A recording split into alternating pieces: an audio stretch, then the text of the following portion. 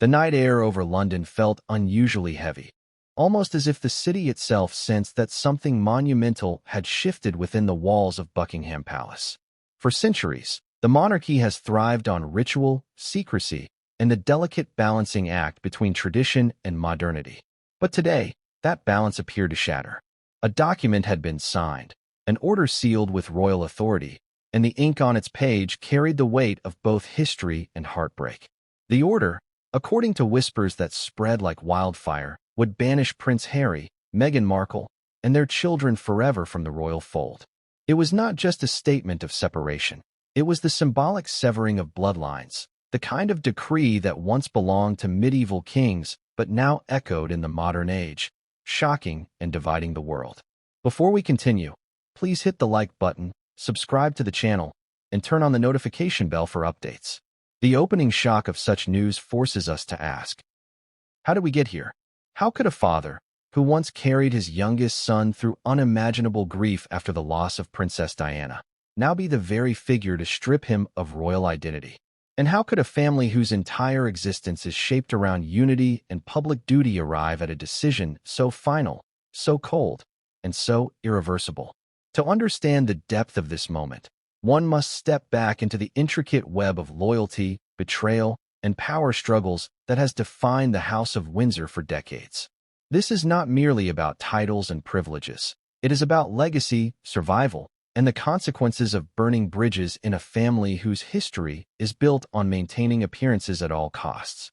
At its core, the story of Harry and Meghan began as a fairy tale.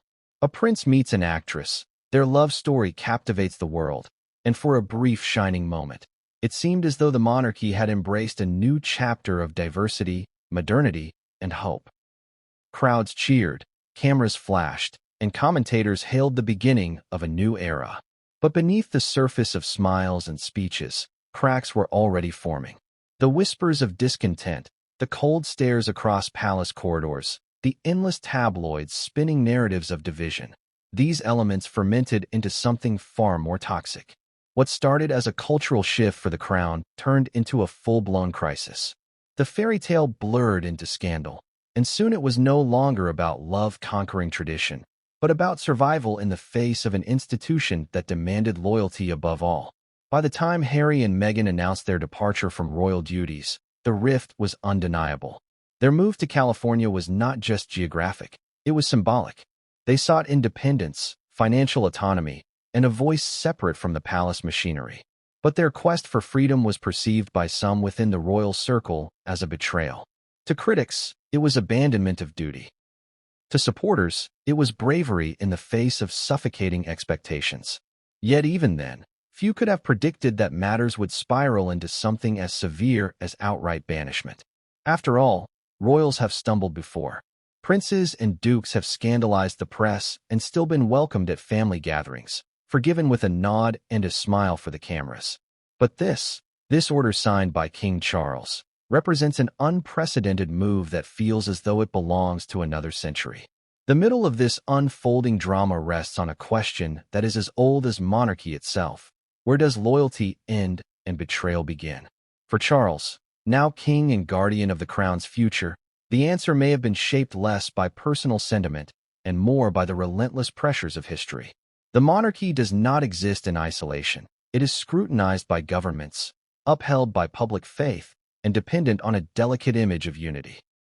Any fracture becomes a weakness, and weakness, in the eyes of monarchy's enemies, can spell its downfall. When Harry and Meghan launched media projects, gave explosive interviews, and wrote books that painted the institution in the darkest of colors, the wound became a public spectacle. Each revelation was not merely a criticism. It was an attack on the very foundation Charles had sworn to protect. And in the chessboard of power, a monarch cannot allow family loyalty to overshadow the preservation of the crown. Still, the decision to sign an order of banishment is not simply political. It is deeply personal. Imagine the weight on Charles's shoulders as he put pen to paper, fully aware that his signature would forever alter the trajectory of his son's life. He was not only king, he was father, grandfather, and head of a family already scarred by tragedy. Yet in that moment, the man who once wept for Diana's sons had to choose between compassion and duty, and duty won. The cruelty of monarchy lies in its detachment from ordinary family dynamics. Where most families fight, argue, and reconcile, royal families cannot afford such luxury. Every decision becomes public record, every rift becomes global news. And when reconciliation seems impossible, the only path left is to sever ties entirely, to protect the crown even at the expense of the bloodline that sustains it. But what does this banishment really mean? For Harry, Meghan, and their children, it is more than exclusion from titles or ceremonies. It is exile from identity itself. Archie and Lilibet, who may be too young to understand now, will grow up with the knowledge that their grandfather's monarchy cast them out. Meghan, already a divisive figure in the press, is cemented in history as the catalyst of this break, the woman whose presence both modernized and destabilized the royal family. And Harry, once the beloved spare, the soldier prince who earned admiration for his service and compassion, now carries the label of outcast. This transformation from cherished family member to banished figure is not just Harry's story. It is a cautionary tale about love, loyalty, and the price of challenging tradition. As we move closer to the conclusion of this introduction, the scope of this story must be understood in its full gravity. This is not merely a royal spat. It is a defining moment in the monarchy's survival. For centuries, the crown has endured wars, abdications, divorces, and scandals. But every survival has come with a cost, sacrifices made in the shadows, lives altered forever to protect the shining facade. Today, that facade has cracked once more, and the cost has fallen on Harry and Meghan. Whether the world agrees or not, Charles has drawn a line that cannot be crossed again. There will be no return, no second chances, no quiet reconciliation at Balmoral. The banishment is forever. The end of this introduction leaves us not with answers, but with questions that will shape the course of this story. Was Charles right to act in defense of the monarchy, or has he doomed his family to another generation of bitterness and estrangement? Will Harry and Meghan rise from this exile stronger, or will history remember them only as the couple who lost everything in their battle against the crown? And perhaps most importantly, what does this mean for the monarchy's future in an era where transparency, accountability, and public approval dictate survival more than tradition ever could? These are the questions we will explore as we journey deeper into the heart of one of the most shocking decisions in royal history. Chapter 1 begins not with the stroke of a pen, but with years of tension simmering beneath the royal veneer. To understand why King Charles would sign such an order, we must revisit the slow unraveling of trust and duty that brought the monarchy to this point. The story of Prince Harry's estrangement from his family cannot be told as a single moment of betrayal or rebellion. It is a collection of incidents, decisions, and unspoken frustrations that deepened over time. Each chapter in Harry's life since adulthood tells us something about the path toward division, and each chapter also shows us why the crown could no longer tolerate his continued association with the institution. The royal rift did not explode suddenly. It grew like a storm on the horizon, darker each year, until the moment thunder finally broke. When Harry and Meghan first stepped onto the public stage as a couple, the reception was one of astonishment and fascination. Harry, the fun-loving younger son of Princess Diana, had long been seen as the more approachable royal. Meghan, an actress with a successful career and a global following, represented modernity and change. At first, the combination seemed like a gift to the monarchy, a refreshing image that broke away from centuries of insularity. But beneath the headlines of hope lay a nervousness among courtiers and senior royals. They wondered if Meghan could ever adapt to the demands of an institution that prizes silence over speech, duty over desire, and obedience over independence. The fear was not unfounded, for Meghan represented an entirely new kind of royal consort, outspoken, media-savvy, and unwilling to shrink into the background. As the months passed, the rift deepened not just between Meghan and the palace, but also between Harry and his brother William. The once inseparable princes, bonded by tragedy, began to drift apart. Some say William advised Harry to slow down his courtship, a suggestion Harry took as an insult rather than a gesture of concern. Others point to Meghan's treatment by the press, which Harry believed the palace did little to counter, fueling his resentment. By the time of their wedding, The fairy tale imagery was already tinged with shadows. While the world saw a glowing bride walking down the aisle at St. George's Chapel, inside the palace there were murmurs of discontent, whispers that Meghan was difficult, demanding, unwilling to follow unspoken rules. And whether true or exaggerated, these murmurs reached Charles, William, and Camilla, deepening a sense of unease. The decision to step back from royal duties in 2020 marked the first true rupture. Known as Megxit, it was a moment that stunned the world. Here was a prince, born into one of the most powerful families on earth, announcing he would no longer serve it in an official capacity. Harry's reasoning was clear. He wanted freedom for his family, protection for Meghan, and autonomy from the rigid system that had shaped his entire life. But for Charles, this was abandonment. For William, it was betrayal. And for the institution, it was a humiliation, the first open rejection of royal life by a senior member in nearly a century. Though couched in polite language, Harry's departure created a wound that could not heal easily. The monarchy thrives on loyalty. Once loyalty is fractured, every action thereafter is judged under suspicion. From that moment forward, every move Harry and Meghan made was watched with eagle eyes. Their interviews, their deals with streaming platforms, their statements about life in the royal family. Each of these added fuel to the fire. The interview with Oprah Winfrey became the defining blow, with allegations of racism, indifference, and cruelty within the palace walls. For supporters of the monarchy, this was not a simple family squabble aired in public. It was an assault on the credibility of the crown itself. For Charles, newly enthroned and eager to steady the monarchy's reputation, these accusations represented an existential threat. A monarchy cannot exist if its very legitimacy is questioned by those who once stood inside its circle. To allow Harry and Meghan to continue holding symbolic ties to the institution was, in the eyes of many, untenable. As the rift widened, there were still moments where reconciliation seemed possible. Public appearances at funerals, brief exchanges at jubilees, even shared grief at Queen Elizabeth's passing. They hinted at opportunities for peace. But each time, those opportunities dissolved. Harry's memoir only made matters worse.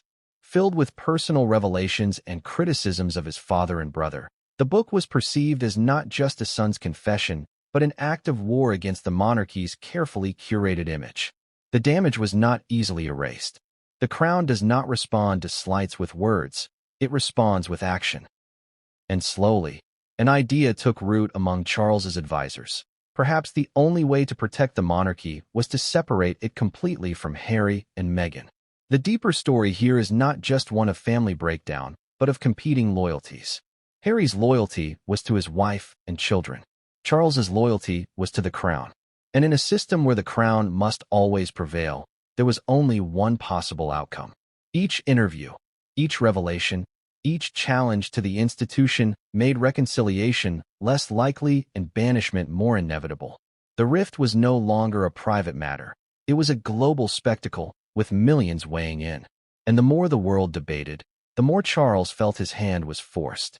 Silence, once the monarchy's greatest weapon, no longer worked in an era of 24-hour news cycles and viral social media.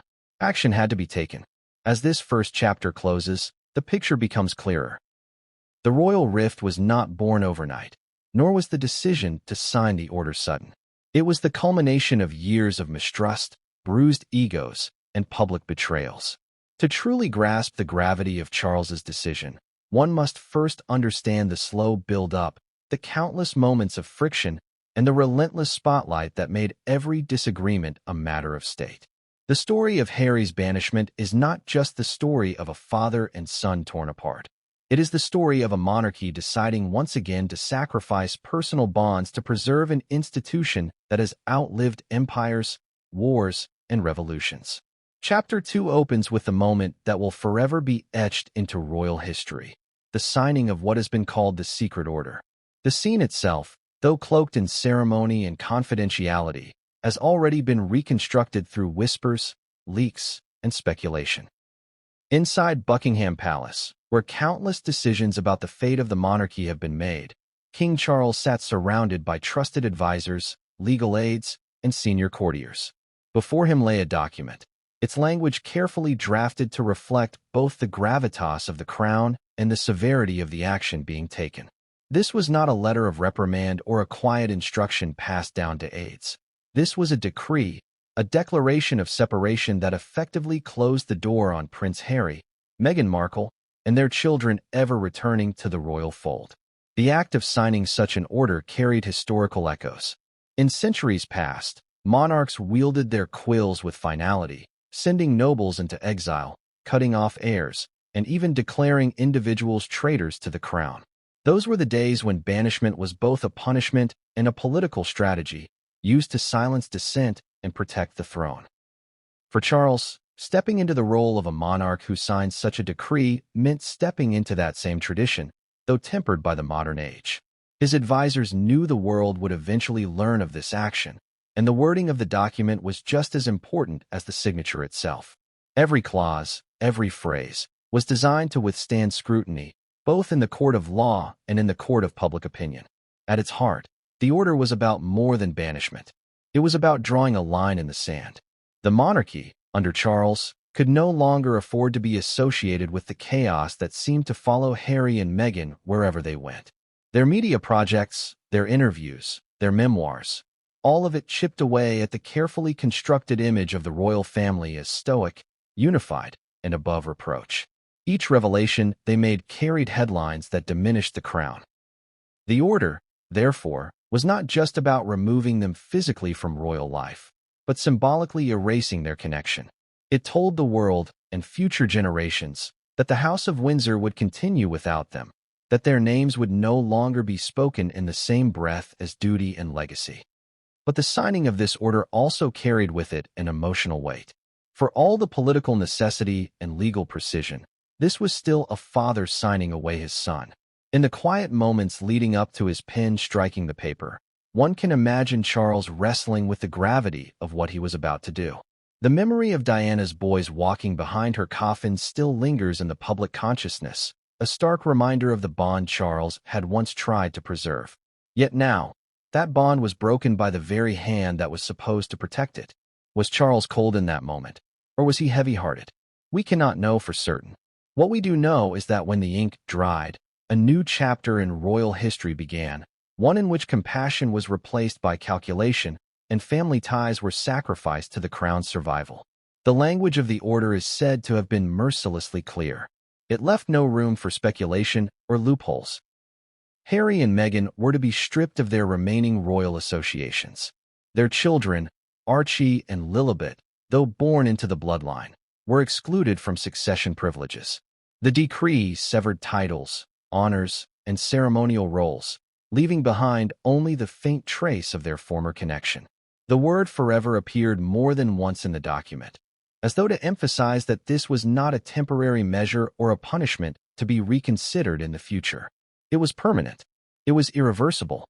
It was designed to stand the test of time, long after Charles himself would no longer sit on the throne. The secrecy surrounding the order only intensified its power. While it was signed behind closed doors, the very existence of such a document soon slipped into the public domain through carefully placed leaks. Some suggested the leaks were intentional, a way to test public reaction before official confirmation. Others argued they were accidental, the result of discontent among staff who could not believe what had been done. Whatever the case, once the whispers began, they spread rapidly across newspapers, television screens, and social media. The phrase secret order quickly became a rallying cry, sparking debates about monarchy, family, and betrayal. And in those debates, people were divided. Some applauded Charles for his strength, while others condemned him for his cruelty. Historical comparisons only deepened the shock. Observers were quick to note that even Edward VIII, who abdicated the throne for love, was not subjected to such complete erasure. Though stripped of power, he retained a measure of recognition and respect, even as an outsider. Harry and Meghan, by contrast, faced something far more absolute. This was not abdication by choice. It was exclusion imposed upon them. The monarchy, in this sense, had chosen to treat them more harshly than figures whose decisions had once threatened the very stability of the crown. The symbolism was unmistakable. The institution was declaring that Harry and Meghan posed a danger greater than scandal alone. They posed a danger to the crown's survival in the 21st century. The crafting of the order also revealed something about Charles as a leader. For decades, he had been seen as a man of compromise, someone who preferred discussion over confrontation. But in this moment, his leadership took on a new form: decisive, ruthless, willing to sacrifice even his own family in the name of duty. This transformation shocked those who had underestimated him. No longer the hesitant heir waiting in the wings, Charles had stepped fully into the role of king, wielding authority with a firmness that surprised even his closest confidants. Whether admired or despised, it marked him as a monarch who would not allow his reign to be defined by chaos. The question that lingers, however, is whether this secret order will achieve its purpose. Will it truly protect the monarchy from the turbulence Harry and Meghan brought? Or will it deepen the divide, creating a permanent scar that future generations will struggle to reconcile? The secrecy and finality of the order suggest that Charles believed there was no other choice. Reconciliation had failed, silence had failed, and time had only made matters worse. Banishment, therefore, became the only tool left in the royal arsenal. As this chapter draws to a close, the weight of the decision becomes undeniable. The order was not just paper and ink. It was a statement of power, a declaration that the crown must come before all else, even love, even blood. For Harry and Meghan, the signing marked the end of any lingering hope of restoration. For Charles, it marked the beginning of a reign defined not by compromise but by the hard edge of authority. And for the world, it marked a moment of realization. The monarchy is willing to do whatever it takes to survive, even if that means banishing its own. Chapter 3 begins with a single, pressing question: why now? For years, the relationship between Harry, Meghan, and the royal family had been strained, punctuated by sharp words, revealing interviews, and public criticisms. Yet despite the turbulence, no monarch before had dared take such an irreversible step. If Charles could tolerate years of headlines, accusations, and disobedience, what event pushed him to finally sign the order of banishment? To understand the timing, one must peel back the layers of recent history to the incidents that coalesced into a tipping point. The monarchy had weathered storms before, but something in these last months, or even weeks, forced the crown to draw its harshest line. The trigger was not one event, but a series of escalating clashes. Each time Harry and Meghan surfaced with a new project, a new interview, or a new claim, the monarchy's reputation took another blow. When Harry's memoir reached the shelves, the reaction inside the palace was far darker than what the public initially realized. It was not just the book's tales of family arguments or personal struggles that disturbed the crown. It was the revelation of private conversations, the exposure of palace strategies, and the sense that no secret was safe. For Charles, this was not storytelling. It was a violation of trust, one that made it impossible to imagine Harry remaining even on the periphery of royal life. Yet still, the order was not signed. It took more. That more came when the couple's media endeavors began directly clashing with the monarchy's interests. A streaming documentary that painted the royal family as cold and indifferent sparked outrage in Britain. Polls showed a decline in faith not just in Harry and Meghan, but in the monarchy itself. For Charles, who had waited a lifetime for his moment on the throne, the idea that his reign could be defined by scandal was intolerable. Advisors began to whisper that unless drastic action was taken, the monarchy could become a relic mocked rather than revered. The sense of urgency grew, transforming disappointment into anger, and anger into determination. Another incident is said to have pushed Charles further. A private letter exchange between Meghan and a senior royal was reportedly leaked to the press. While details remained shrouded in speculation, the leaks suggested ongoing hostilities, accusations of bias, and grievances that refused to die quietly. For Charles, the letter was proof that the war of words would never end. Even if Harry and Meghan were quiet for a time, the next book, the next interview, or the next leak would soon arrive.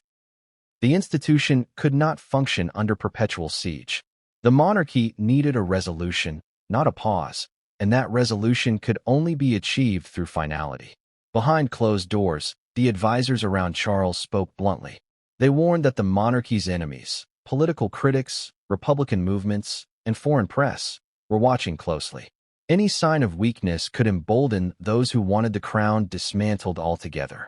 Allowing Harry and Meghan to remain half in, half out was not just a family compromise, it was a vulnerability. And vulnerabilities invite attack.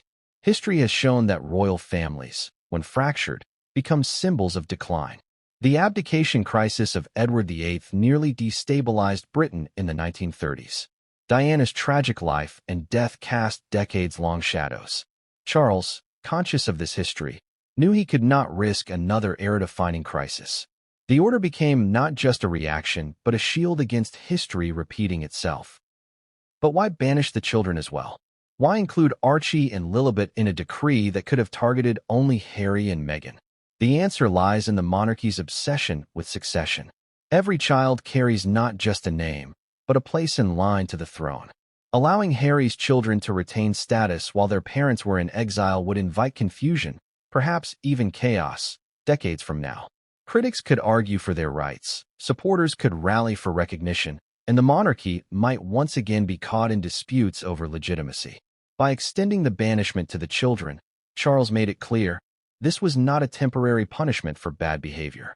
It was a permanent restructuring of the royal line, removing an entire branch of the family tree in one decisive act. The timing of the order also coincided with Charles's awareness of his own legacy. Ascending the throne late in life, he knew his reign would be measured not in decades, but in years. He did not have the luxury of time to wait and see if the rift would heal naturally. Each month of uncertainty risked overshadowing his efforts to modernize the crown, to strengthen its relevance, and to prepare William for succession. Signing the order now ensured that his reign would not be remembered as weak or indecisive. It was, in a sense, his way of cementing control before his own mortality inevitably passed the crown to the next generation. At the same time, one must also consider the personal triggers. Reports suggested that in private conversations, Charles grew increasingly frustrated with Harry's relentless criticism. A father can tolerate disappointment, but repeated public humiliation is another matter. To Charles, each interview, each accusation, was a betrayal not just of him personally, but of the family as a whole. When a man feels both father and king, the tension becomes unbearable. Something had to break, and Charles chose to let go of his son rather than let the crown fracture under the weight of constant scrutiny. It was not a decision born of sudden anger, but of cumulative exhaustion. The middle of this chapter must dwell on the sheer finality of the decision. Consider the imagery: courtiers whispering over drafts of the decree, legal advisors debating clauses, Charles sitting in silence as the clock ticked past midnight. Perhaps he stared out the palace window at the streets of London, aware that millions of people lived ordinary lives oblivious to the extraordinary decision being made that night. The crown exists above the daily noise of politics and celebrity, yet here was a moment where both collided. Harry and Meghan had become celebrities more than royals, and Charles knew the monarchy could not compete with Hollywood narratives while keeping them inside its circle. The trigger, then, was not just one insult or one revelation. It was the realization that their very presence blurred the line between crown and spectacle. And a monarchy blurred is a monarchy weakened. The end of this chapter circles back to the question, why now? The answer is that Charles could no longer afford to wait. The book, the interviews, the media projects, the leaks, the shifting public opinion, all of it converged into a perfect storm.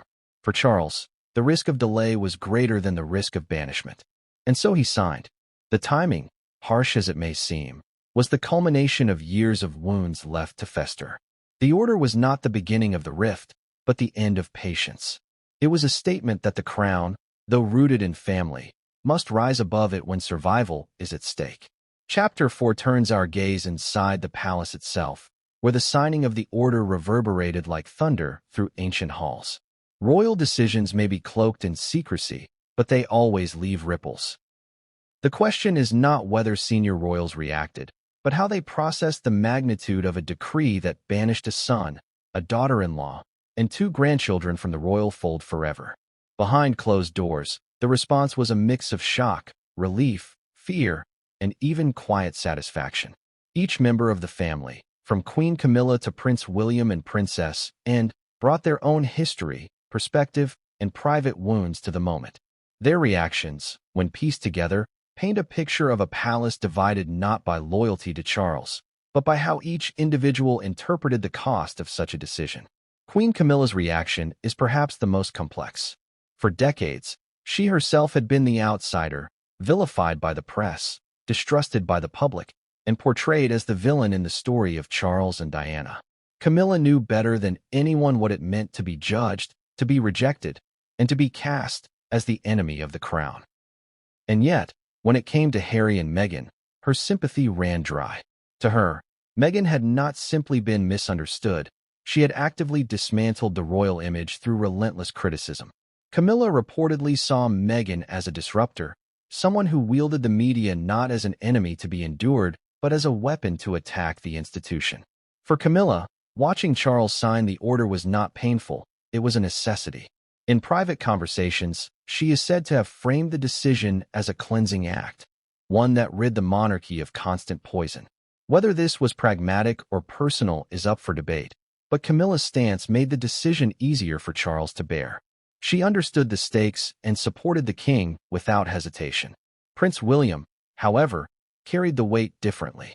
The bond between brothers had already been fractured by years of tension, but this final act cut deeper than words ever could. William had long seen himself as the protector of the crown, the heir who must one day lead with strength and stability. In Harry, he had once found an ally, a partner in the unique burdens of royal life. That partnership was now destroyed beyond repair. William's reaction to the order was not relief, but grim acceptance. Reports suggest he agreed with the necessity. Harry's repeated attacks on the family could not be tolerated indefinitely, but agreement did not lessen the sorrow. For William, the signing of the order marked the official death of brotherhood. No reunion, no reconciliation could heal a rift that had now been enshrined in law. In the quiet of his own chambers, William is believed to have sat in silence, absorbing the reality that his children would grow up without a close relationship with their cousins, that the family he had once dreamed of preserving would forever remain incomplete. Princess Anne's response carried a different tone altogether. Known for her blunt pragmatism and no-nonsense approach to duty, and had little patience for Harry's perceived rebellion. To her, the monarchy had always demanded sacrifice, and every royal had endured personal struggles in silence for the greater good, and believed Harry should have done the same. In her eyes, Meghan's refusal to conform and Harry's willingness to abandon centuries of tradition represented weakness, a failure to uphold responsibility. When Charles signed the order, and reportedly supported it without hesitation. For her, family loyalty was secondary to the continuity of the crown. Her reaction was one of stern approval. The monarchy, she believed, must come before all else. If Harry and Meghan could not live by that standard, then they deserved no place in its future. Beyond the immediate family, palace staff and courtiers reacted with a mix of relief and trepidation. For years, they had been caught in the crossfire of royal disputes, tasked with managing scandals, preparing statements, and controlling damage that seemed uncontrollable. Many believed the order brought clarity, ending the limbo of half-in, half-out roles that confused the public and strained the institution. But others worried the move would backfire. The monarchy depends on public goodwill, and casting out a beloved son and his young family risked appearing cold, cruel, and outdated. Some staff whispered that the move might strengthen Republican sentiment in Britain, fueling debates about whether the monarchy still deserved to exist in the modern world. Within the palace, then, the decision was seen not only as bold but as a gamble. What cannot be ignored is how the order reshaped private family dynamics. Royal banquets, holiday gatherings, and milestone celebrations now carried an empty space where Harry once sat. For Charles, it meant future Christmases at Sandringham would not include his son or his grandchildren. For William's children, it meant cousins they might rarely see. The ripple effects extended into every corner of family life, a painful reminder that duty had torn apart bonds that should have been sacred. Even those who supported the order felt the ache of loss. In moments of quiet reflection, it is said that Charles himself admitted privately that the order had wounded him more deeply than the public could ever know. But in his mind, the wound was necessary. Better to suffer privately than allow the monarchy to bleed publicly. The reactions were not confined to private halls. They also seeped into how royals carried themselves in public. Observers noted a tension in William's posture during engagements, a new stiffness in Charles's tone, and a sharper edge in Camilla's words. And, true to form, showed little change, carrying on with her duties as though nothing had happened. But behind the polished smiles, the burden of the order lingered. It haunted their every step, an invisible shadow reminding them that they had chosen the institution over one of their own. That choice may have been inevitable, but it was not without its toll.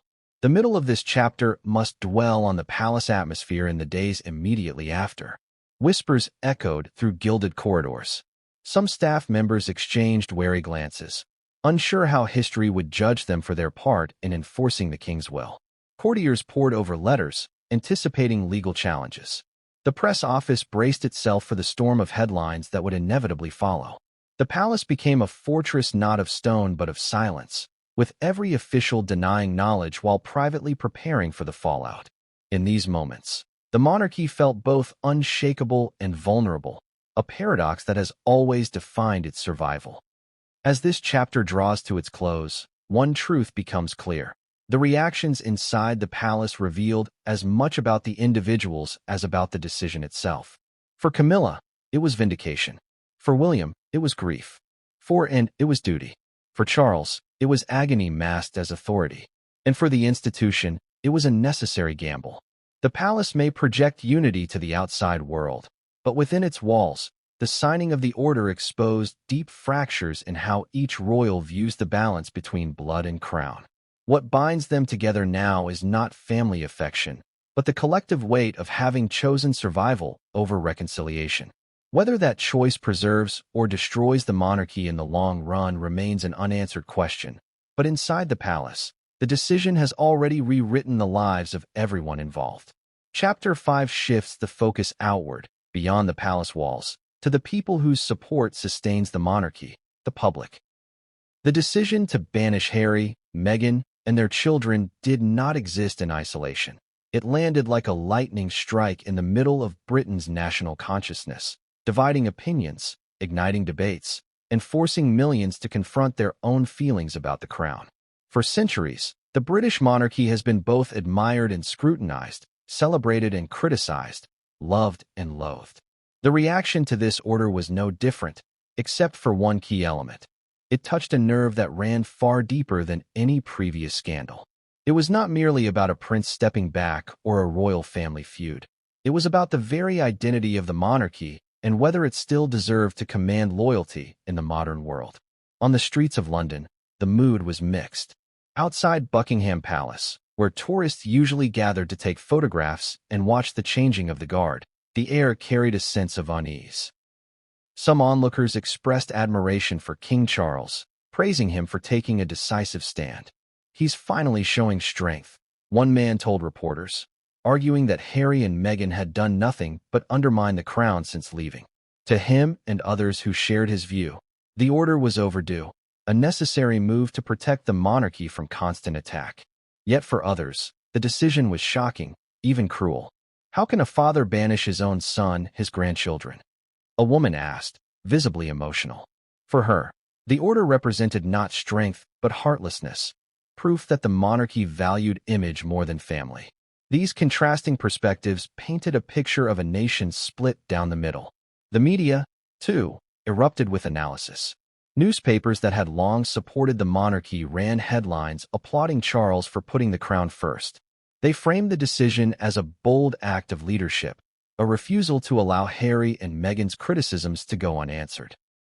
But outlets more sympathetic to the Sussexes painted the picture differently. A ruthless monarchy silencing dissent, a father punishing his son, a system clinging to outdated power at the expense of humanity. Talk shows buzzed with arguments, political commentators weighed in, and social media became a battlefield of hashtags, trending topics, and impassioned debates. The people's verdict was not unified. It was a cacophony of voices, each interpreting the decision through their own lens of loyalty, emotion, and politics. Outside of Britain, reactions varied widely. In the United States, Where Harry and Meghan had built their new life, sympathy for the couple was strong. American commentators framed the banishment as evidence of a cold and archaic system. To them, the monarchy's decision confirmed everything Harry and Meghan had said in their interviews about its rigidity and indifference. Supporters in California spoke of injustice, with some even suggesting that Harry should renounce his titles completely and embrace a new identity free of royal entanglements. In Commonwealth nations, however, the response was more nuanced. Some countries, already questioning their ties to the monarchy, saw the decision as yet another reason to break away. Others admired Charles for acting decisively, arguing that the crown had to remain firm to protect its relevance. The global verdict, much like the British one, was fractured. But public reaction was not just about opinions, it was about identity. For many Britons, Harry had been a symbol of humanity within the monarchy. The boy who walked behind Diana's coffin, the soldier who served on the front lines, the prince who laughed with children and comforted the grieving. He represented the emotional heart of the royal family. To see him banished was to lose that symbol, to feel that the crown had exiled its most relatable figure. This loss left many struggling with their own loyalty. Could they still admire a monarchy that cast out the one royal they felt closest to? On the other hand, for those who viewed Meghan as a destabilizing force, the banishment brought relief. They saw it as drawing a line between duty and disobedience, between loyalty and betrayal. For them, the crown had finally defended itself. The middle of this chapter must dwell on how ordinary people process the news in their daily lives. In pubs, conversations grew heated as patrons debated the meaning of the order. In schools, teachers fielded questions from curious students who wondered how a family could exile its own. In workplaces, colleagues whispered their thoughts over lunch breaks, each taking sides in a dispute that seemed both intimate and monumental.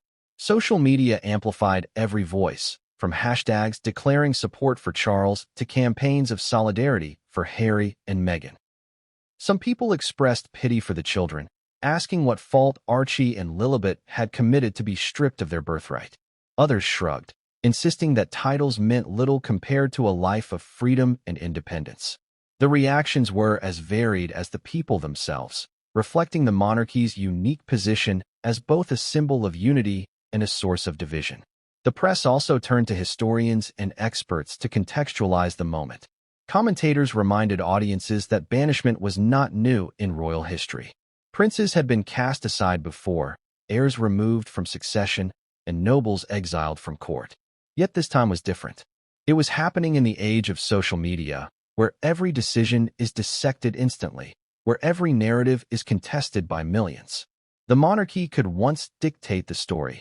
Now it was at the mercy of the people's verdict. The experts explained that Charles had gambled his reputation, betting that the majority of Britons would stand with him. Whether that bet would pay off remained uncertain. What was certain was that the decision had reignited questions about the monarchy's future.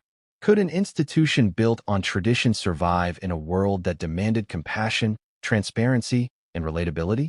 Public protests also emerged, though small at first. In some cities, groups gathered to denounce the decision, holding signs that read "Family before Crown and Justice for Harry." Others organized counter-rallies, with banners praising Charles for his resolve. The streets reflected the same division seen in homes and headlines, a nation torn between admiration and condemnation. Politicians, wary of stepping too directly into royal matters, nevertheless voiced opinions indirectly. Some praised the king's leadership in turbulent times. Others suggested the decision highlighted the monarchy's irrelevance in a democratic age. The issue became more than a family drama. It became a mirror reflecting Britain's ongoing struggle with its own identity. As this chapter closes, one thing is undeniable. The people's verdict matters as much as the king's decree. The monarchy does not survive on authority alone. It survives on the will of the people to believe in it, to support it, to see it as a symbol worth preserving. The order to banish Harry and Meghan may have strengthened the crown in the short term, but it also risked alienating millions who saw it as an act of cruelty.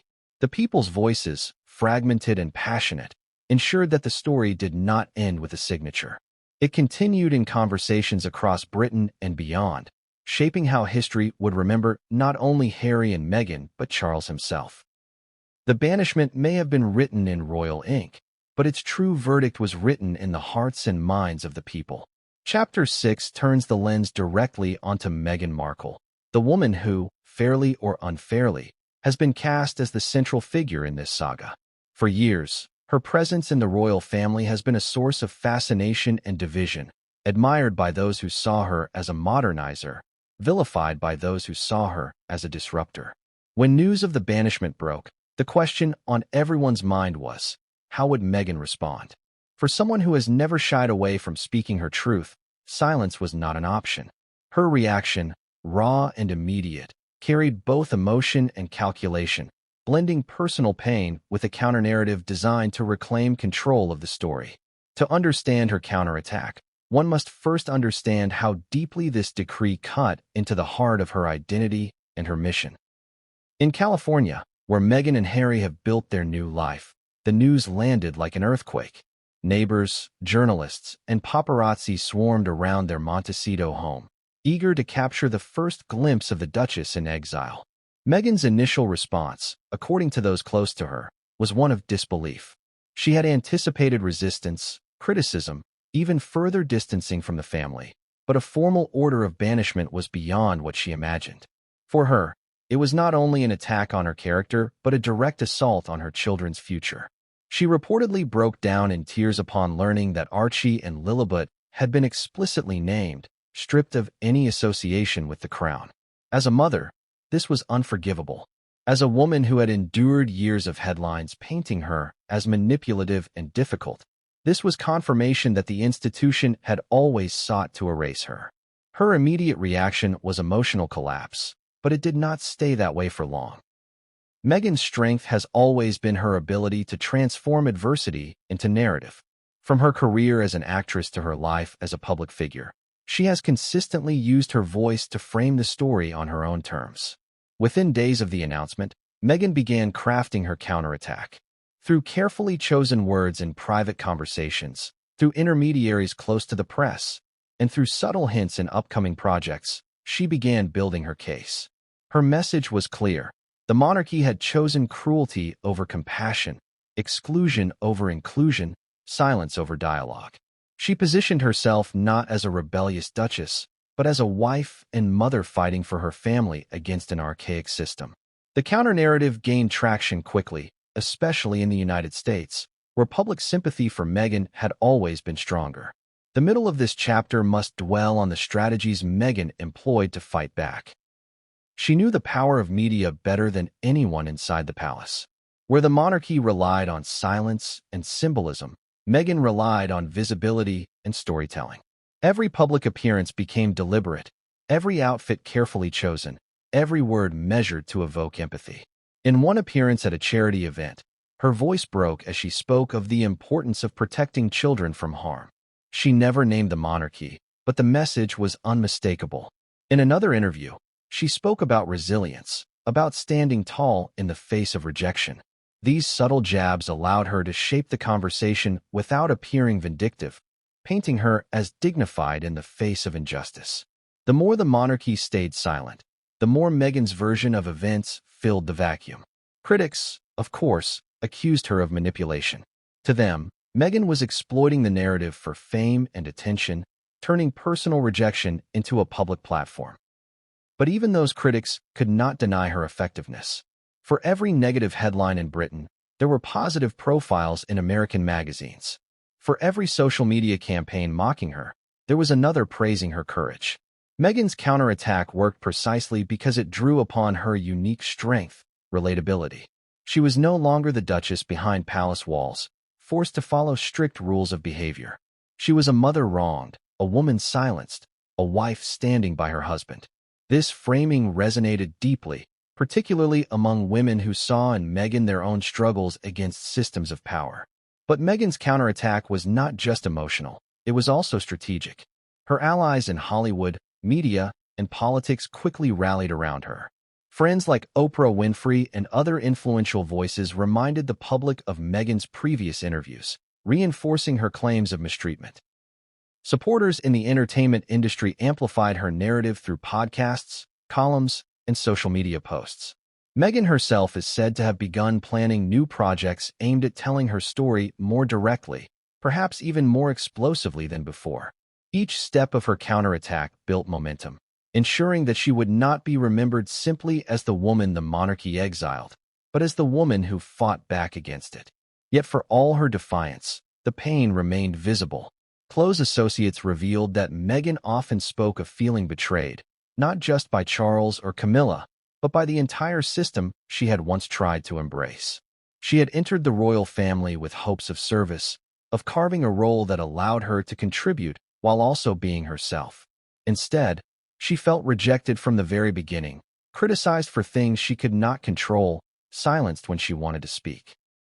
The banishment order, to her, was the final confirmation that she had never truly been welcomed. Her counterattack, then, was not only about protecting her family, it was about reclaiming her dignity in the face of rejection. The chapter must also consider how Meghan's counterattack affected Harry. Though deeply wounded by the banishment, Harry reportedly admired his wife's strength. Her ability to turn anguish into action gave him purpose in a time when he might have otherwise collapsed. Together, they began presenting a united front, appearing in public hand in hand, their body language signaling defiance rather than defeat. Meghan's fight became Harry's fight, and the two leaned into the narrative of resilience. This unity strengthened their image abroad but only deepened resentment within the palace, where courtiers saw every new project or statement as another act of aggression. As this chapter closes, Meghan's counterattack stands as a powerful reminder of how narratives shape history. Where the monarchy wielded ink and silence, Meghan wielded words and visibility. Each side played to its strengths, and each side believed it was protecting itself from destruction. Meghan may have been banished in name, but in spirit, she emerged more visible than ever, her voice echoing across headlines, interviews, and public discourse. The order may have intended to erase her, but in practice, it gave her a platform more potent than any royal title.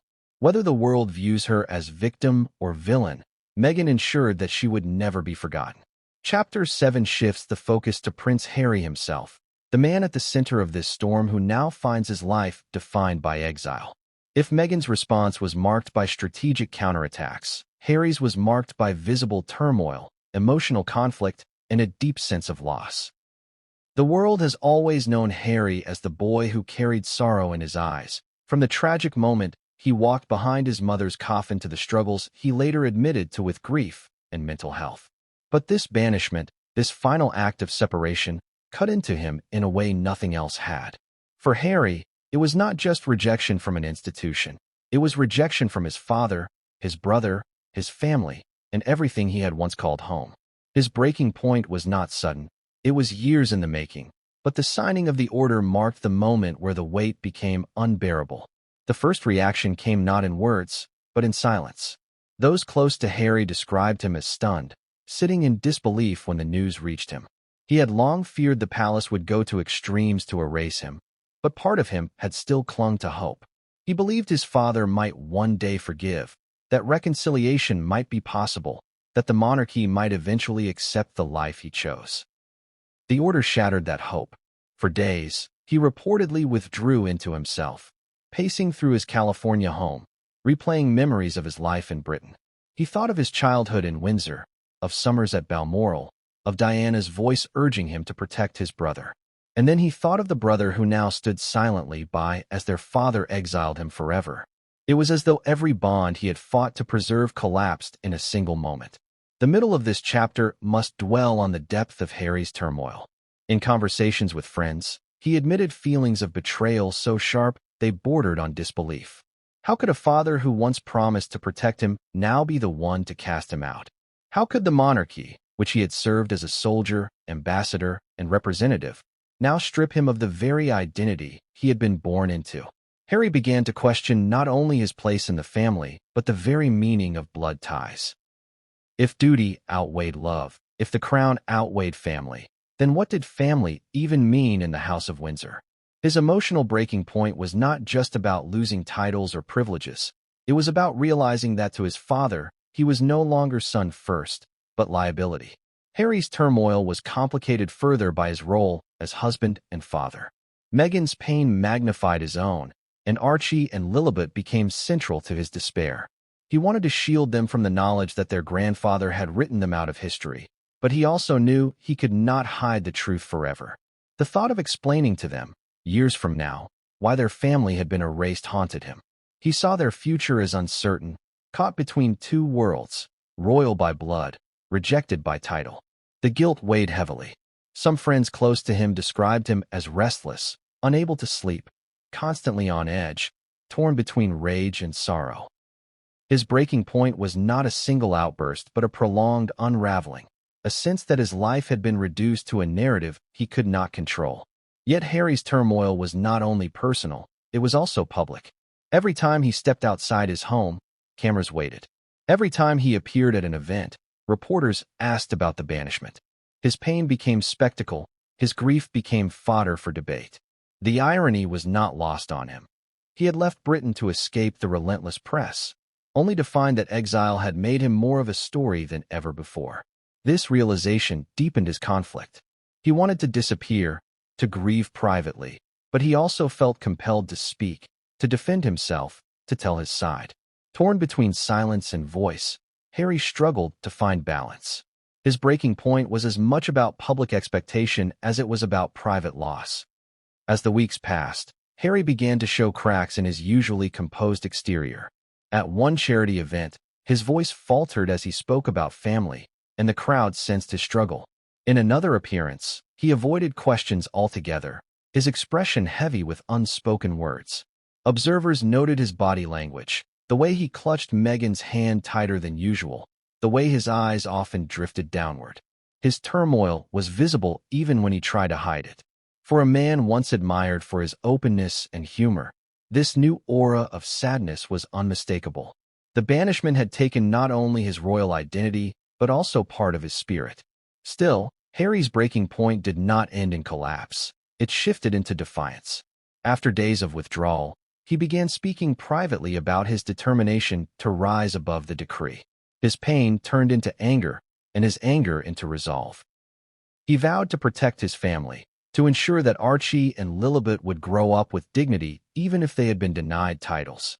He spoke of building a new legacy, one not tied to the crown but to his own choices.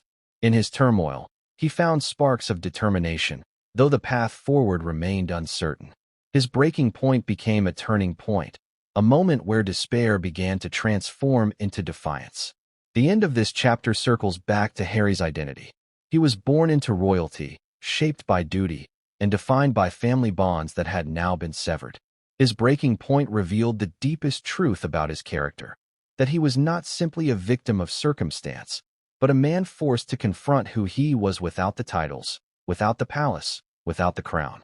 The banishment may have broken him in the moment, but it also forced him to decide what kind of man he would become. Would he remain the wounded son, forever grieving what was lost, or would he become something new, forged in the fire of rejection? At his breaking point, Harry stood at a crossroads.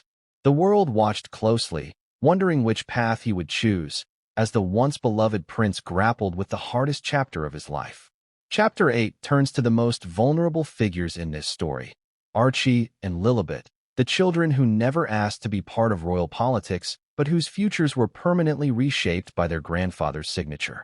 For all the debates about duty, betrayal, and survival, it is easy to forget that this decision directly impacted two young lives. While much of the world focused on Harry and Meghan's reactions, the inclusion of their children in the banishment order was the most shocking and cruel element to many observers. Why? People asked, should children bear the weight of choices they did not make? And what does it mean for them to grow up knowing they were deliberately cut off from their birthright? This chapter explores not only the immediate consequences for Archie and Lilibet, but also the deeper, long-term meaning of their exclusion. From the moment they were born, Archie and Lilibet were caught in a storm of conflicting narratives. Their births were celebrated with international headlines, yet each announcement was accompanied by speculation and criticism. Some questioned the secrecy surrounding their christenings, others debated whether they should receive titles, and still others scrutinized every photograph released to the public. The children, barely old enough to speak, became symbols in a much larger battle about race, modernity, and monarchy. And now, with the signing of the banishment order, they were no longer symbols of hope or renewal. They were the first royal children in modern times to be officially erased from the royal fold. The middle of this chapter must dwell on what this means for their lives in America. Growing up in California, Archie and Lilibet will live surrounded not by courtiers and royal protocols, but by Hollywood figures and Silicon Valley elites. Their playdates will not be in palace gardens, but in sprawling Californian estates. Yet even as they grow up far from the gilded halls of Windsor, the shadow of the monarchy will always follow them.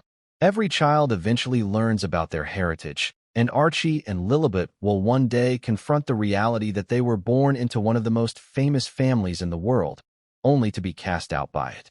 The psychological burden of that truth cannot be underestimated.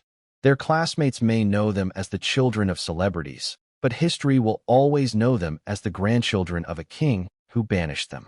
The cruelty of this decision lies in its permanence. Unlike Harry and Meghan, who made conscious choices that led to conflict with the monarchy, Archie and Lilibet were born into a situation they could not control. Yet the order treated them as though they, too, were guilty of betrayal.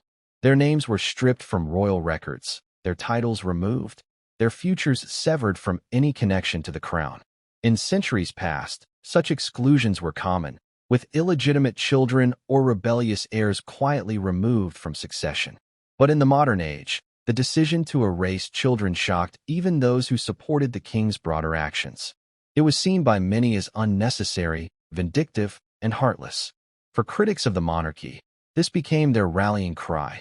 What kind of institution punishes children for the actions of their parents?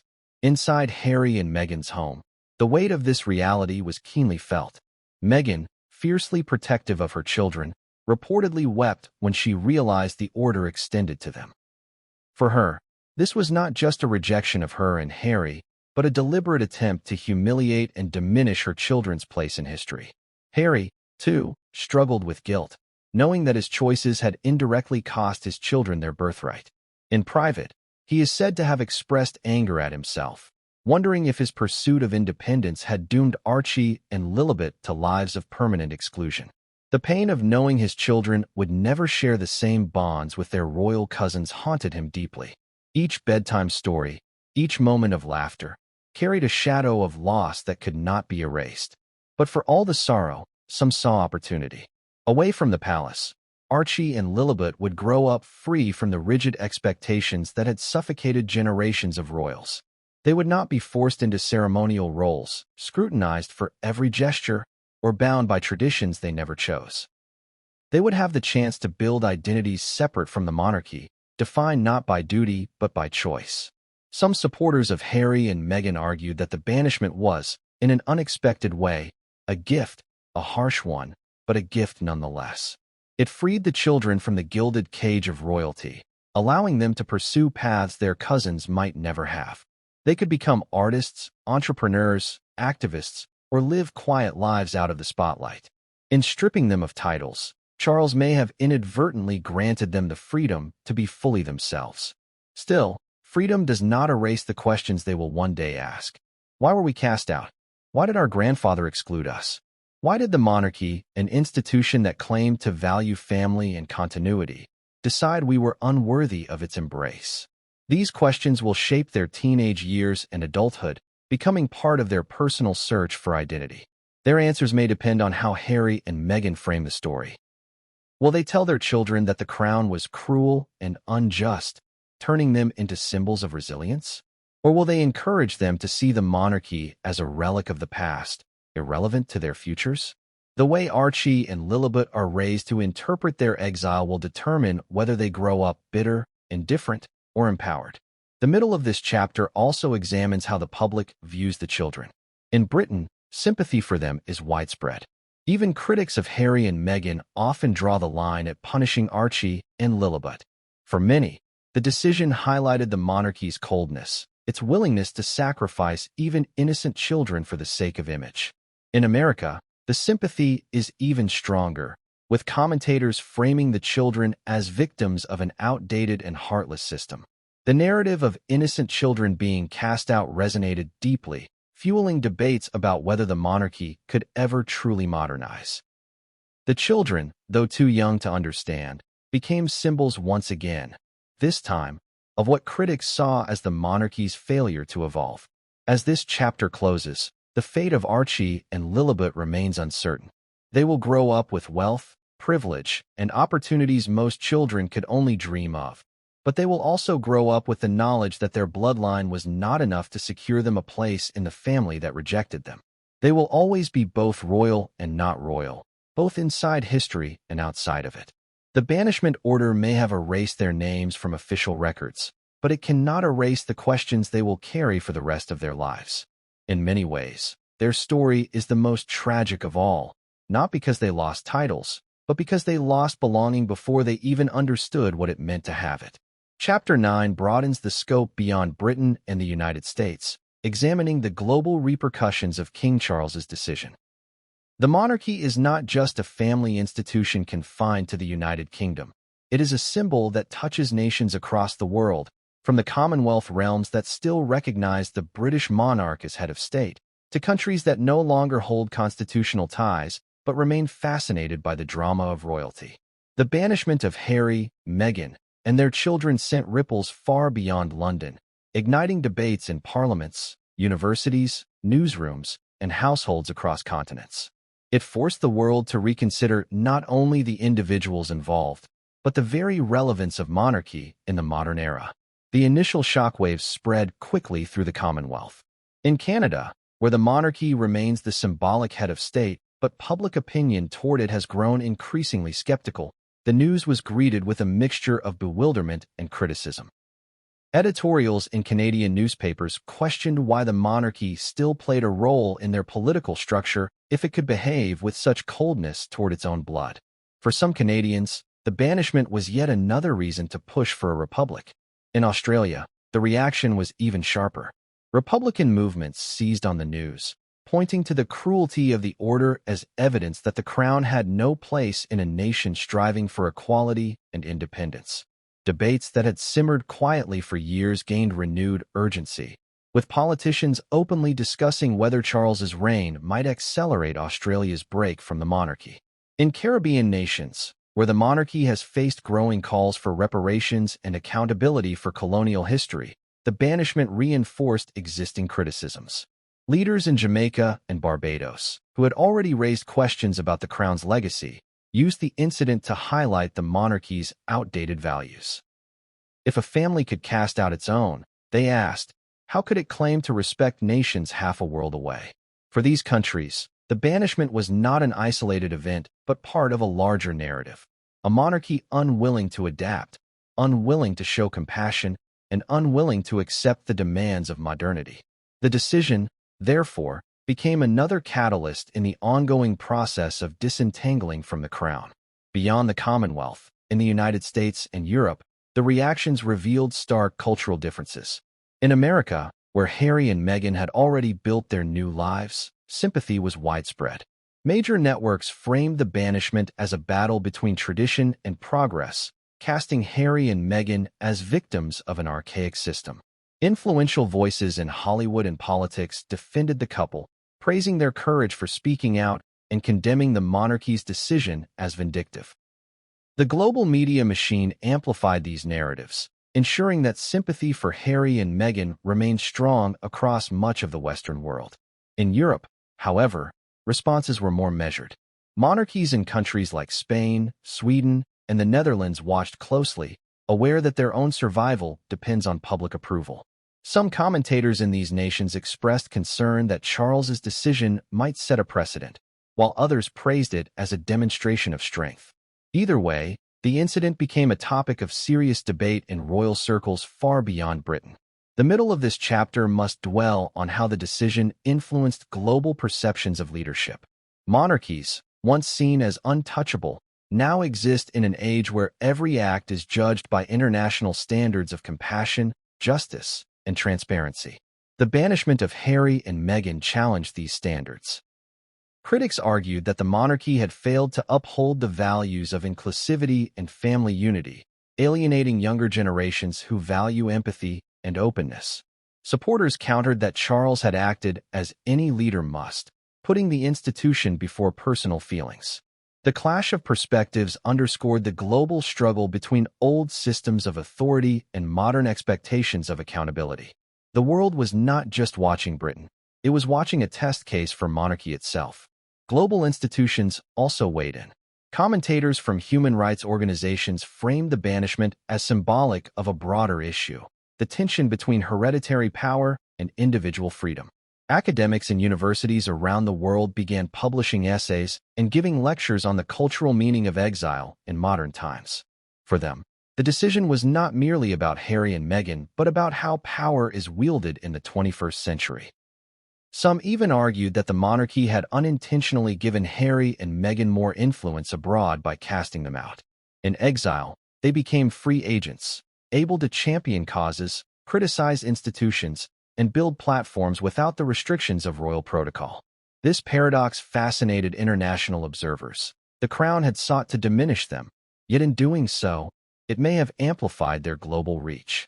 Meanwhile, the decision also affected diplomatic relationships. In countries where Meghan had been celebrated as a symbol of diversity and change, Charles's order was interpreted as rejection not only of her, but of what she represented. Leaders in African nations, where the monarchy has historically faced criticism for colonial legacies, noted the racial undertones of the banishment. For them, the decision was not simply a family matter but a political statement.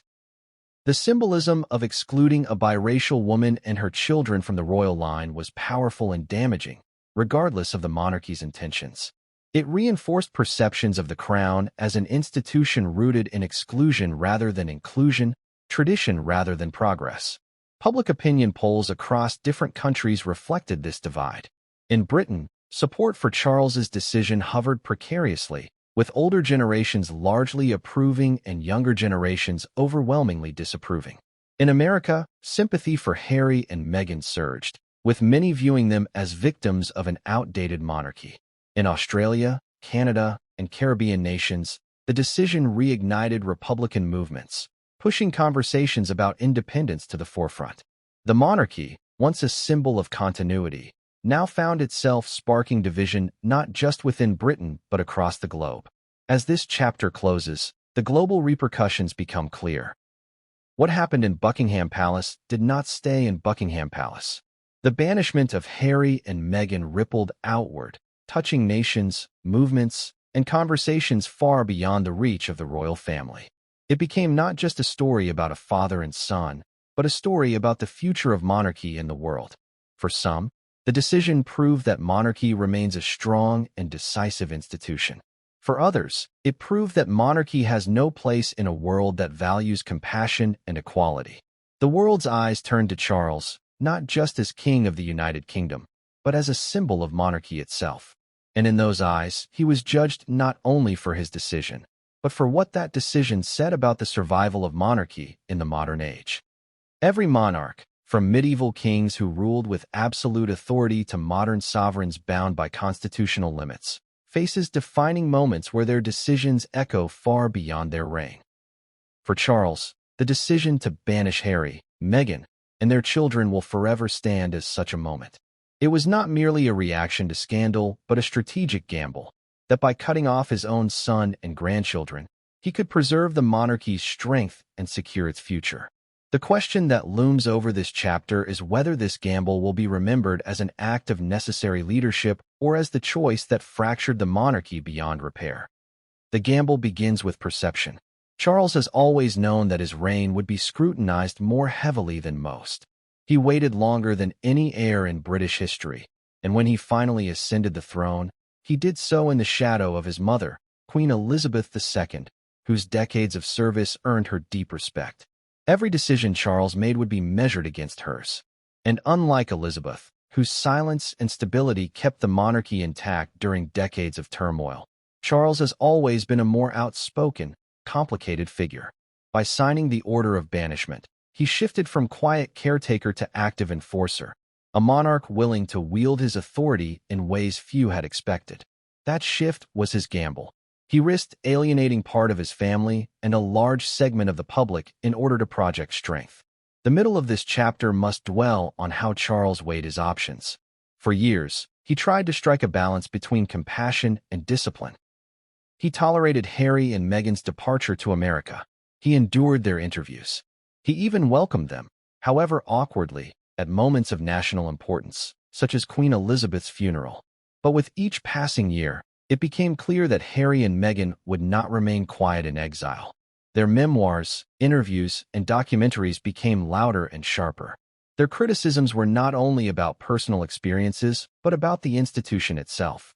Advisors warned Charles that if he did not act, the monarchy's image would continue to suffer.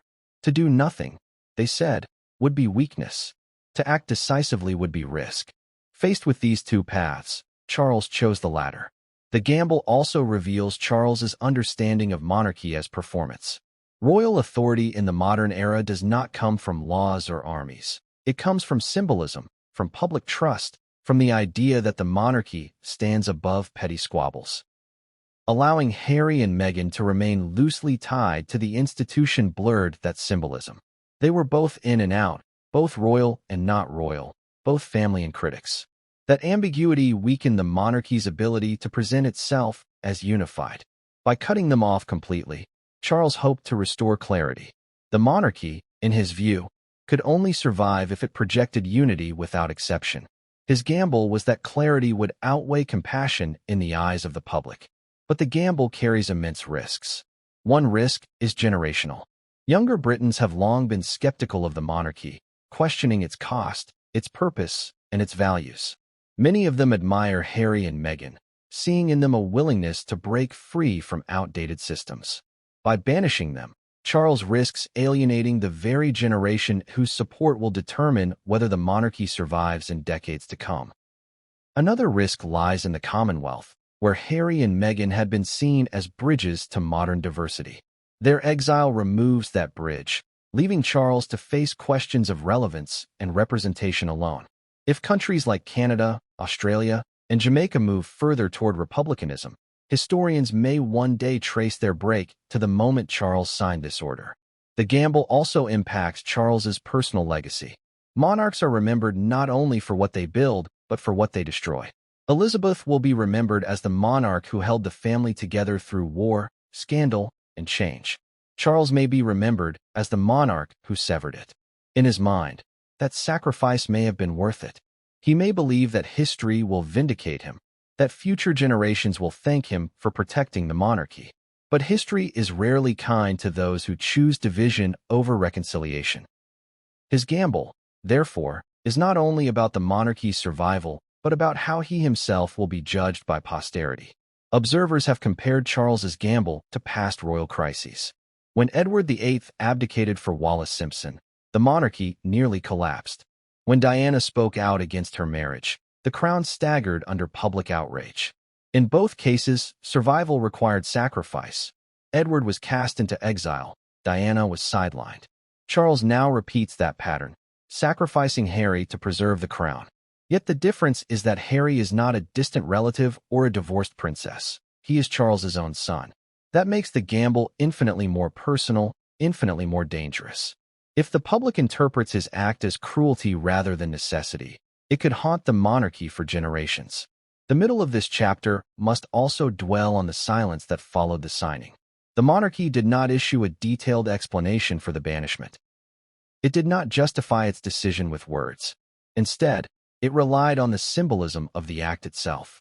That silence was strategic. Charles gambled that by refusing to explain, he would appear strong, unbothered, above the noise. Yet silence is a double-edged sword. While some interpreted it as dignity, others saw it as arrogance. By refusing to speak, Charles allowed Harry and Meghan to fill the void with their own narrative, one that painted them as victims. This, too, was part of the gamble, that the monarchy's authority would outweigh any counter-narrative. Whether that gamble pays off remains uncertain. As this chapter closes, the stakes of Charles's gamble become clear. He wagered that the monarchy's survival required sacrifice, that by cutting away the branch that threatened the tree itself would grow stronger.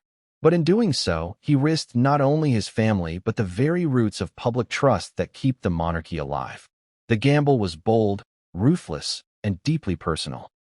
It may one day be remembered as the act that saved the crown, or the act that doomed it. For now, it remains a question unanswered, its outcome to be determined not by Charles alone but by the judgment of history, the will of the people, and the legacy his children and grandchildren will inherit. The monarchy has always thrived in ambiguity, relying on ceremony and precedent to wield authority without being forced to justify it in legal terms. But in the case of Harry, Meghan, and their children, the question of legality loomed large. Could such an order withstand scrutiny? Could a king in the 21st century truly erase members of his own family with the stroke of a pen? This chapter unpacks the mechanics, the loopholes, and the risks of such a sweeping decree. The foundation of Charles's power lies in the royal prerogative, a set of powers that have existed for centuries, many of them now symbolic but still potent. Among these prerogatives lies the ability to define titles, honors, and positions within the royal household. Queen Elizabeth II used this authority on multiple occasions, adjusting rules about who could hold the title of prince or princess, granting or withholding honors based on her judgment.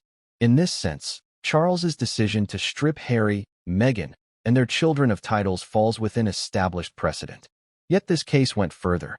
The language of banishment suggested not merely the removal of honors, but the deliberate exclusion of blood relatives from the institution itself. And here, legal scholars began to raise questions. Was such erasure even possible under the current framework of British law? Could a monarch truly deny recognition to individuals whose bloodline could not be disputed? The middle of this chapter must dwell on succession law. By birth, Archie and Lilibet remain in the line of succession, whether the monarchy acknowledges them or not. The 1701 Act of Settlement and subsequent legislation set out clear rules on who is eligible. Only Parliament, not the monarch alone, has the power to alter the line of succession. For Charles to declare them excluded would therefore not erase their place in law. It would erase only their ceremonial roles, their styles, and their practical association with the crown. This created a strange paradox. They remained royal in theory, but were treated as non-royal in practice. Legal analysts warned that such contradictions could invite challenges in the future. If Archie or Lilibet wished, decades from now, to press their case, they might find legal footing to argue against the order. For Charles, this meant the banishment might not be as permanent as it seemed. Harry himself also retained certain rights as a prince by birth, regardless of his father's decree. Though Charles can strip him of ceremonial duties, honors, and privileges, he cannot erase the fact that Harry is Diana's son, born into the line of Windsor. This too complicates the legality of the order. Courts may hesitate to intervene in royal matters, but the law still recognizes bloodlines as facts, not choices. Legal commentators pointed out that Charles's decision was less a legal act than a symbolic one, enforceable by tradition but vulnerable if tested.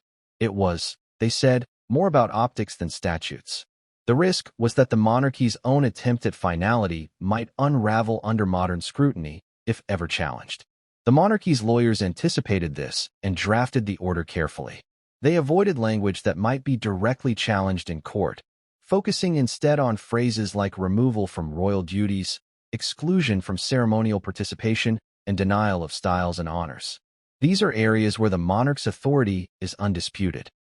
The gray area arises in succession and identity, where Parliament's role cannot be ignored. For this reason, the order may be more fragile than it appears. It can hold so long as it is uncontested, but it may not survive direct legal challenge. This is the first major loophole. Permanence depends not on the strength of the order itself, but on the willingness of those affected to accept it. Another loophole lies in international law. Harry and Meghan now reside in the United States, where the monarchy has no legal jurisdiction. Their children, born American citizens, are subject to American law, not British.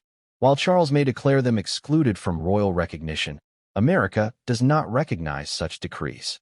In legal terms, Archie and Lilibet's identities cannot be erased in their country of birth. They are free to style themselves however they wish, and no British law can prevent them from using their heritage in America. This creates another paradox. They may be non-royals in Britain, but still royals in the eyes of a global audience. The order's effectiveness, therefore, is bound geographically. It rules Britain, but not the world. The risks of legal backlash extend further still. Republican groups within Britain, long opposed to the monarchy, saw in the banishment an opportunity. They argued that such sweeping power proved the monarchy's incompatibility with modern democracy. How could a hereditary institution claim legitimacy, they asked, if it could arbitrarily cast out its own members? Legal challenges from Republican movements, though unlikely to overturn the order, could amplify criticism of the monarchy's very existence. The gamble Charles took by signing the order thus carried the potential to invite broader debates about monarchy itself. In trying to silence one branch of his family, he may have opened the door to louder opposition against the crown as a whole. The middle of this chapter must explore historical parallels.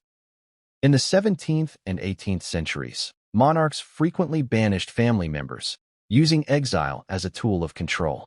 But those cases occurred in eras where monarchs wielded near-absolute power. Today, constitutional limits restrain such authority. The very existence of parliament and modern courts means that no royal decree is beyond question. This is the second great loophole. Charles's order is powerful in spirit, but weak in law. It can last so long as it is not tested, but it may not endure legal scrutiny if future generations demand answers. History has shown that attempts to erase individuals often backfire, keeping their memory alive more forcefully than if they had been left alone. As this chapter draws to its close, the fragility of the order becomes clear. Legally, Charles may have acted within his rights to strip duties, honors, and styles.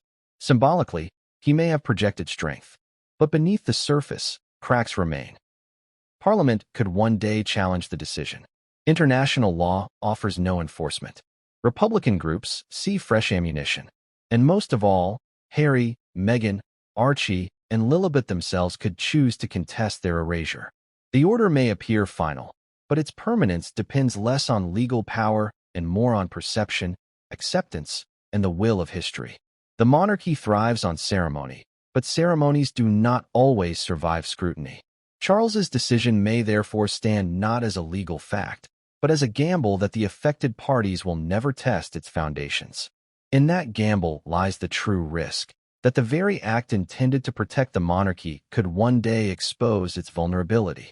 The order may have stripped them of their official place within the monarchy, but it did not erase their existence, their influence, or their capacity to build a future outside the gilded cage. If anything, the banishment forced them into a crossroads, one where every choice they make will define how they are remembered, not as members of the royal family, but as individuals who carved out their own destiny after being cut off. The world now watches not what they lost, but what they will create from the ashes of their exile. Their next chapter begins in America, where they have already laid down roots. California, with its sunshine, celebrity culture, and freedom from royal restrictions, became their sanctuary after stepping back from duties. The banishment order only cements this reality. They are no longer half in, half out, no longer tethered by the hope of reconciliation. In exile, they have the clarity of freedom.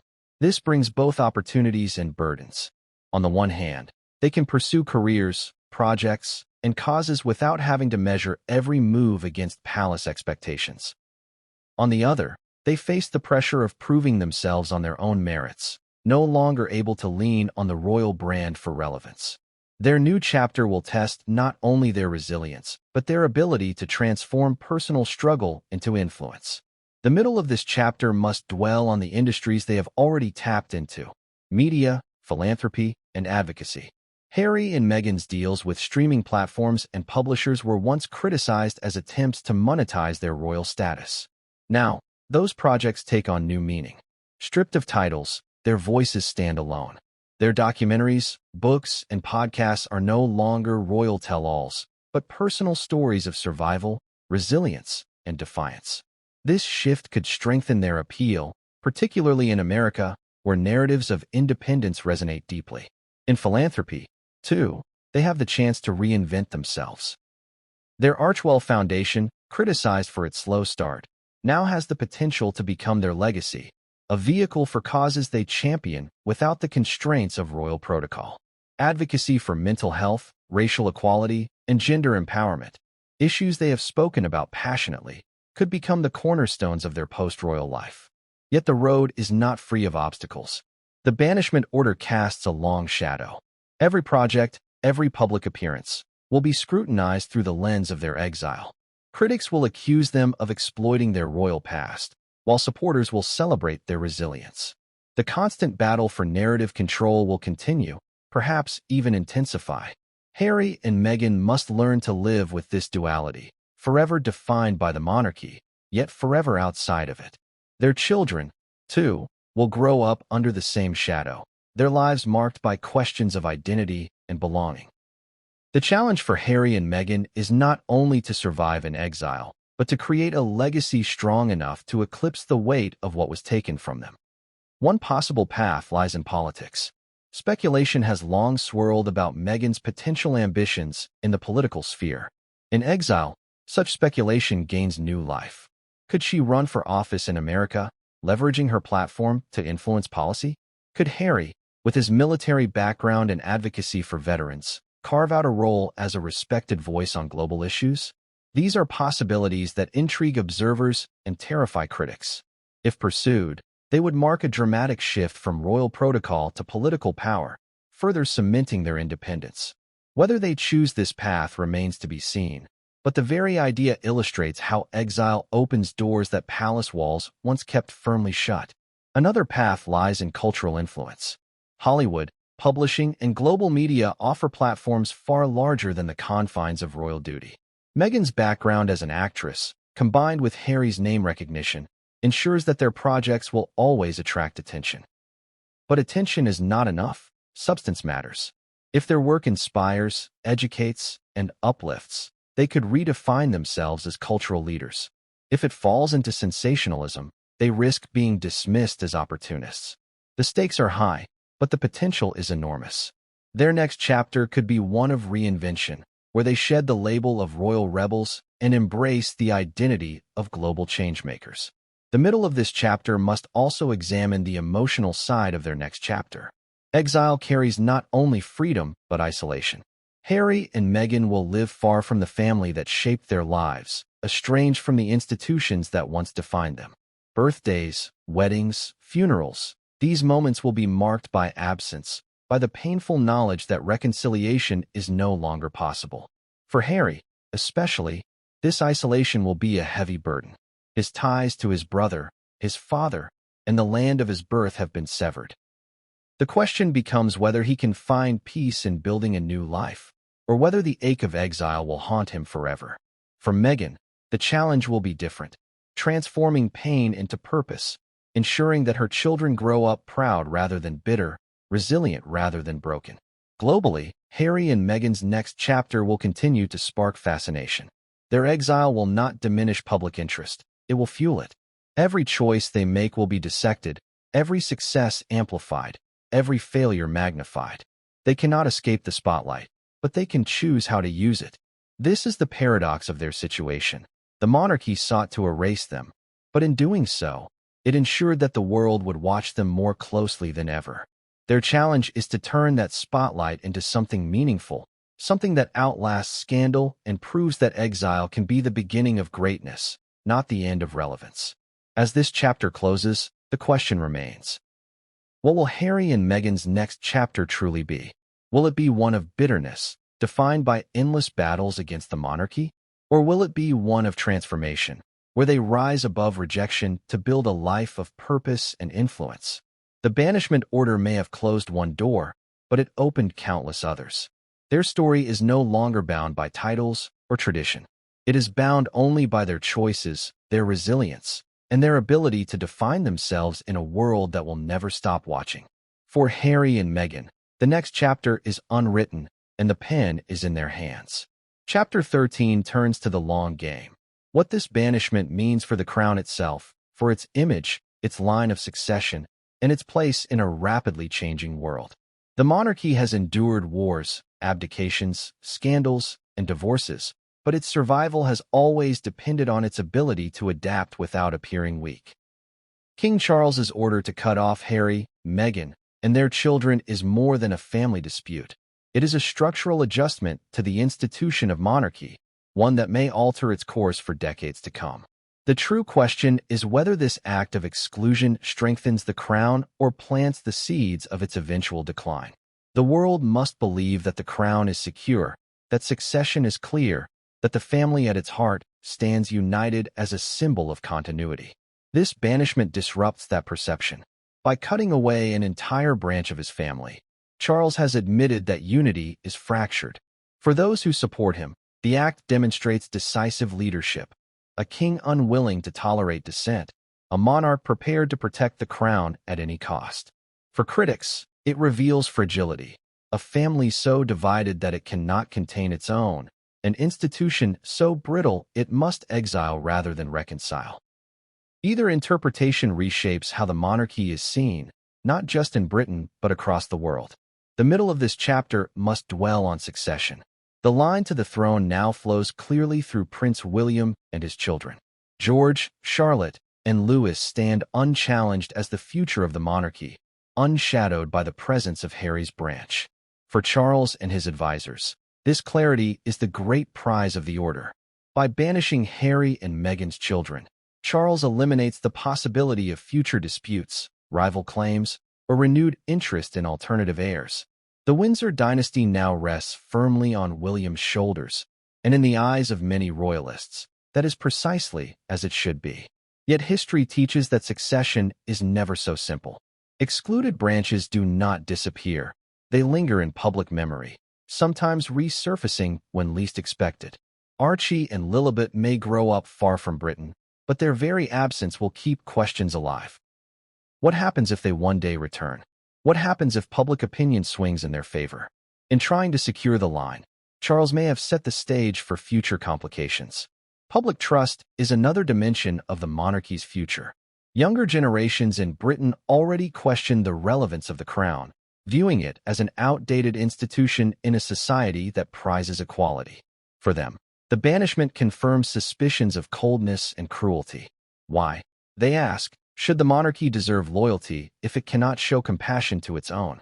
Older generations, by contrast, often support Charles, valuing duty and discipline over sentiment. This generational divide is dangerous for the monarchy. Institutions cannot survive on the support of the old alone. They must win the hearts of the young to endure. If Charles's decision deepens the alienation of younger Britons, the crown may face growing challenges in the decades to come. The monarchy's future, then, hangs on whether William and his children can repair the damage, presenting a softer, more relatable image when their time comes. Internationally, the monarchy's future becomes even more precarious. The banishment has stirred Republican movements across the Commonwealth, accelerating calls for independence. Nations like Australia, Canada, and Jamaica no longer see the monarchy as a unifying force, but as a relic of colonial history. The exclusion of Meghan, a biracial woman, and her children struck a chord in these nations, reinforcing perceptions that the monarchy is out of touch with modern values. If even its own grandchildren can be excluded, critics ask, why should entire nations remain bound to it? Charles's gamble may buy short-term stability in Britain, but at the cost of accelerating the monarchy's decline abroad.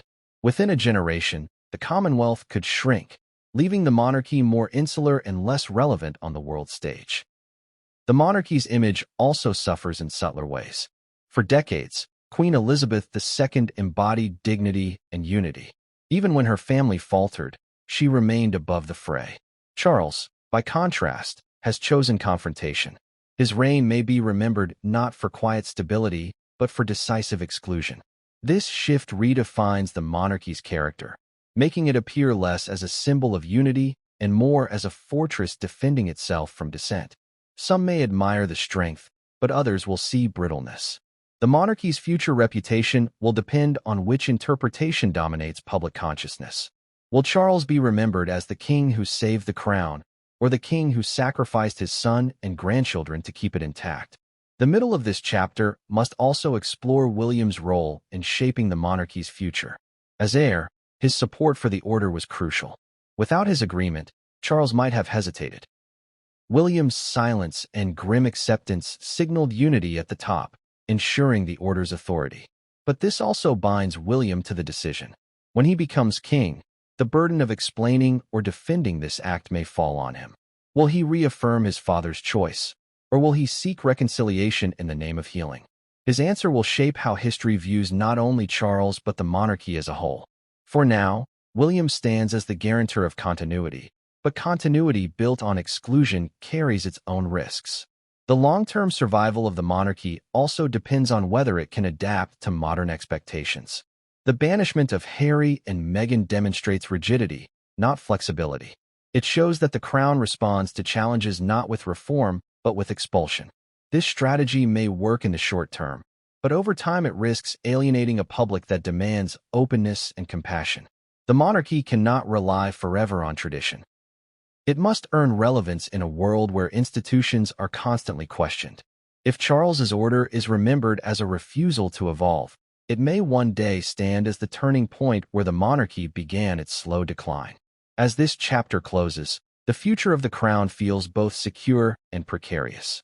Secure, because Charles has cleared the line of succession, tightened the circle, and demonstrated authority. Precarious, because in doing so, he has exposed the monarchy to criticism, division, and the possibility of future challenges from both within and without. The gamble may pay off if William and his children embody the stability and relatability the monarchy needs. Or it may backfire, leaving the crown weakened, its authority questioned, its relevance diminished.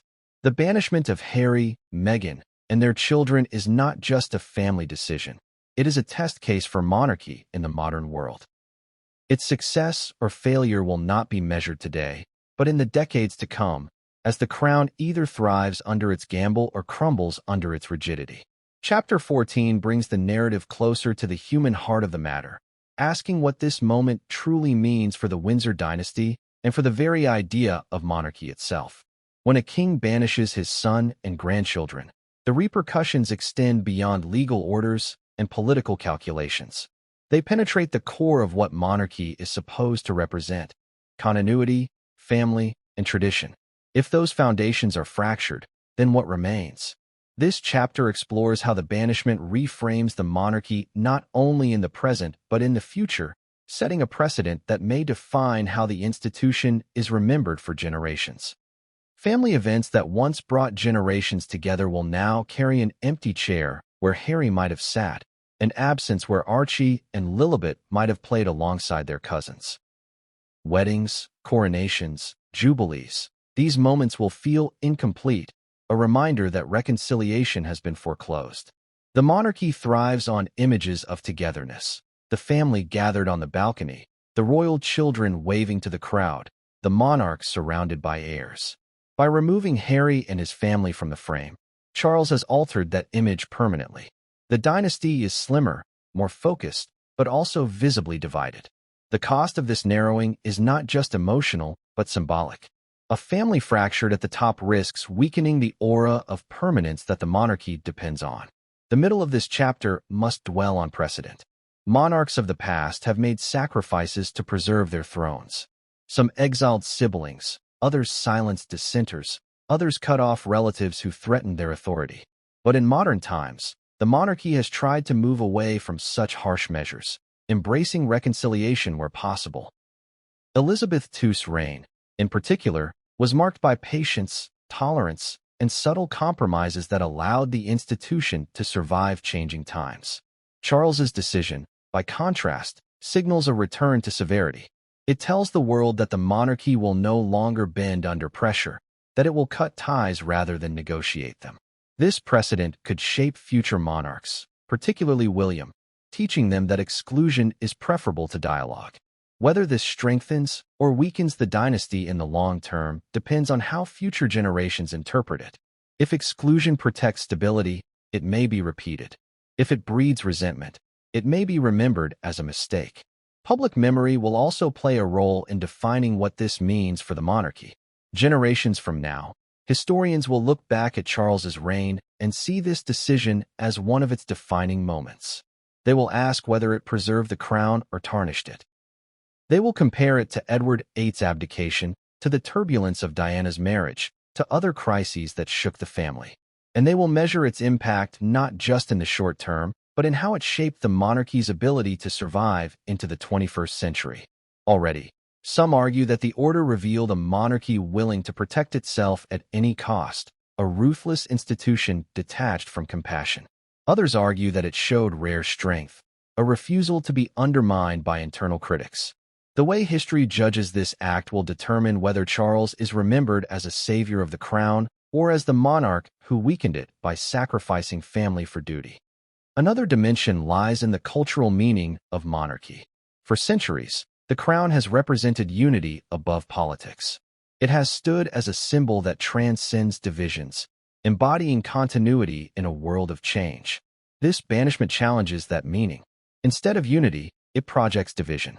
Instead of continuity, it reveals rupture. To many, this undermines the monarchy's claim to be a symbol above personal conflicts.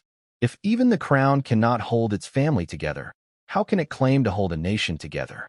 This question resonates deeply, particularly among younger generations who already doubt the monarchy's relevance. If the crown becomes just another family embroiled in drama, its symbolic power diminishes. The order may therefore mark not just the exclusion of Harry and Meghan, but the erosion of the monarchy's claim to transcendence. Yet one cannot dismiss the possibility that the monarchy emerges stronger. By drawing a line, Charles has made it clear who belongs and who does not. This clarity may reinforce the institution's stability, focusing public attention on the heirs who remain, William, Catherine, and their children. The narrative becomes simpler, the image cleaner, the succession clearer. For supporters of the monarchy, this is precisely what is needed, a streamlined institution free of distractions. In this reading, the banishment was not cruelty but strategy, a way of pruning the tree so that it can grow straighter. The monarchy has always survived by controlling its image, and exclusion is one way of maintaining that control. Whether the public embraces this streamlined image, however, is another matter. The middle of this chapter must also explore the role of memory and myth. The monarchy survives not just on law but on the stories it tells about itself, the tales of sacrifice, of service, of resilience. This banishment adds a darker chapter to that mythology. It tells of a father who chose duty over blood, of children cast out for the sins of their parents, of a family that could not reconcile its divisions. Future generations will hear this story and interpret it through their own values. Some may see tragedy, others may see strength. Either way, the monarchy cannot escape the narrative. It is now part of its history, part of its myth, part of the legacy that will shape how people perceive it. As this chapter closes, the meaning of the banishment for the monarchy's future becomes starkly clear. It is both protection and risk, both strength and vulnerability. It secures the line of succession but fractures the image of unity. It projects authority but erodes compassion. It simplifies the monarchy's story but complicates its legacy. In the end, the order may not only define Charles's reign but also set the tone for William's. The monarchy, slimmed and hardened, may survive stronger. Or it may find that in cutting away one of its own, it cut away part of its soul. The true verdict will not be known for years, perhaps decades, but one thing is certain.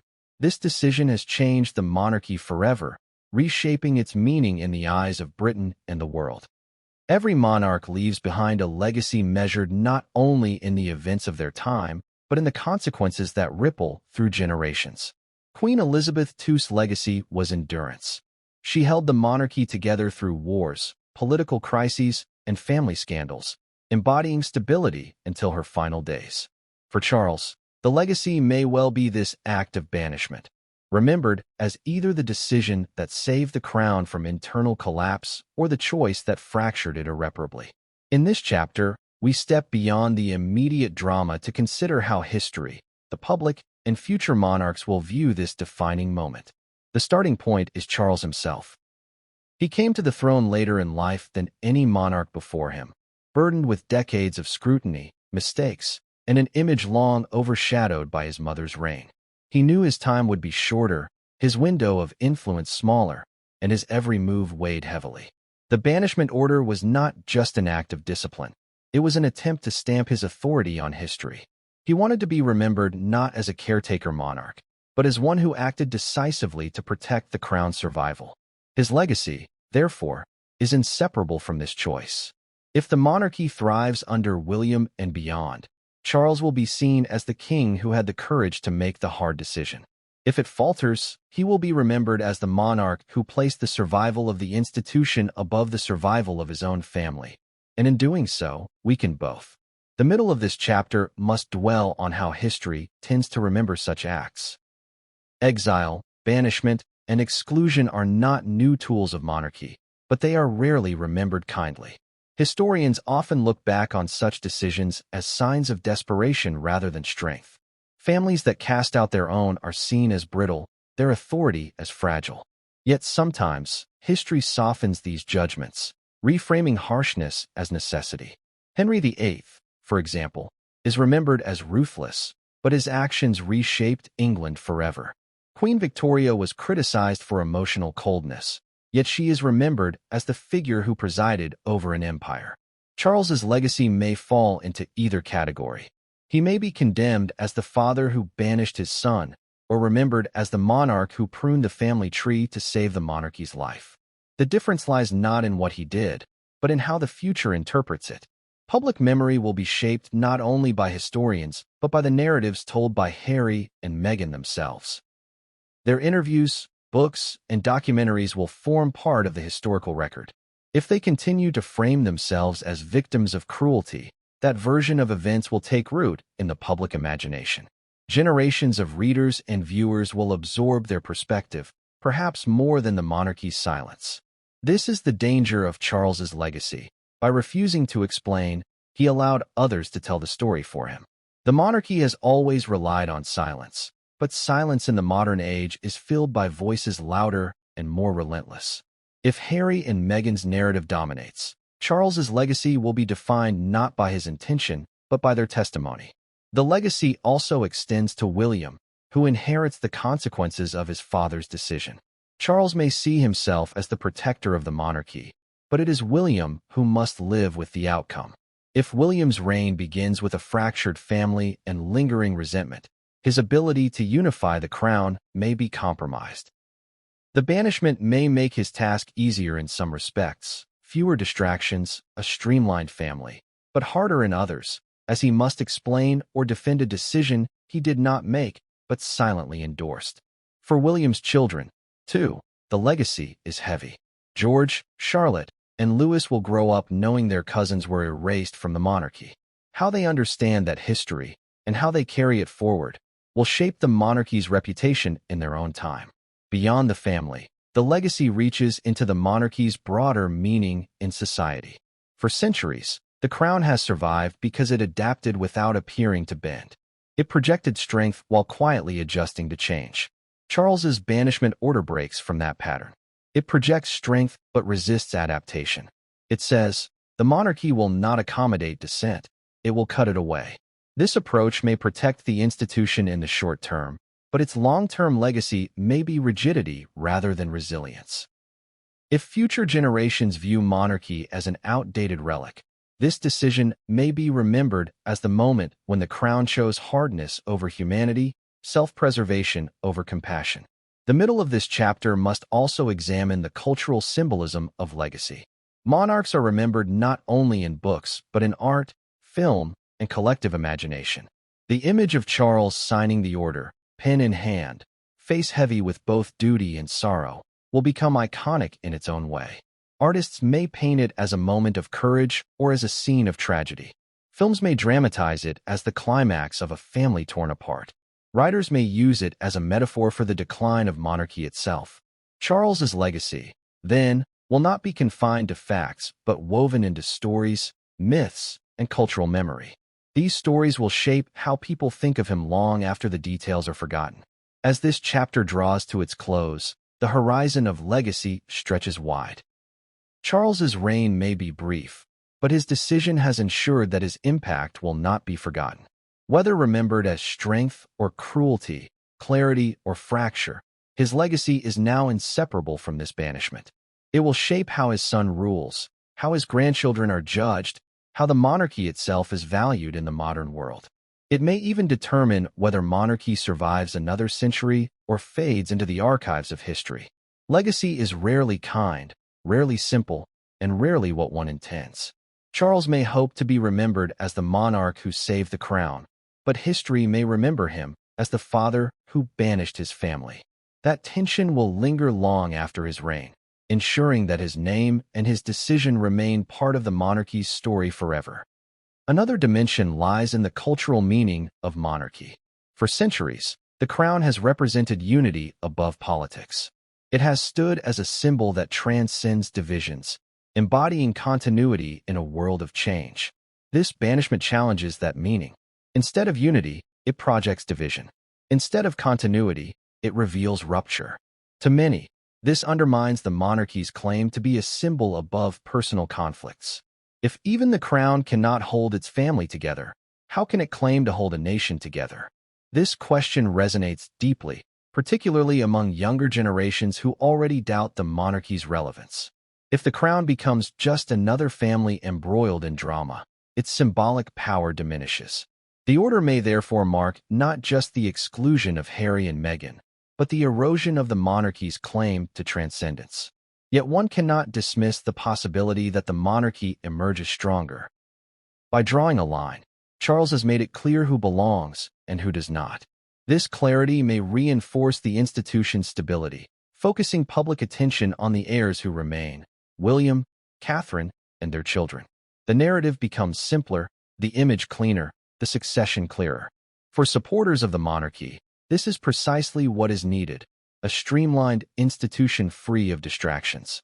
In this reading, the banishment was not cruelty but strategy, a way of pruning the tree so that it can grow straighter.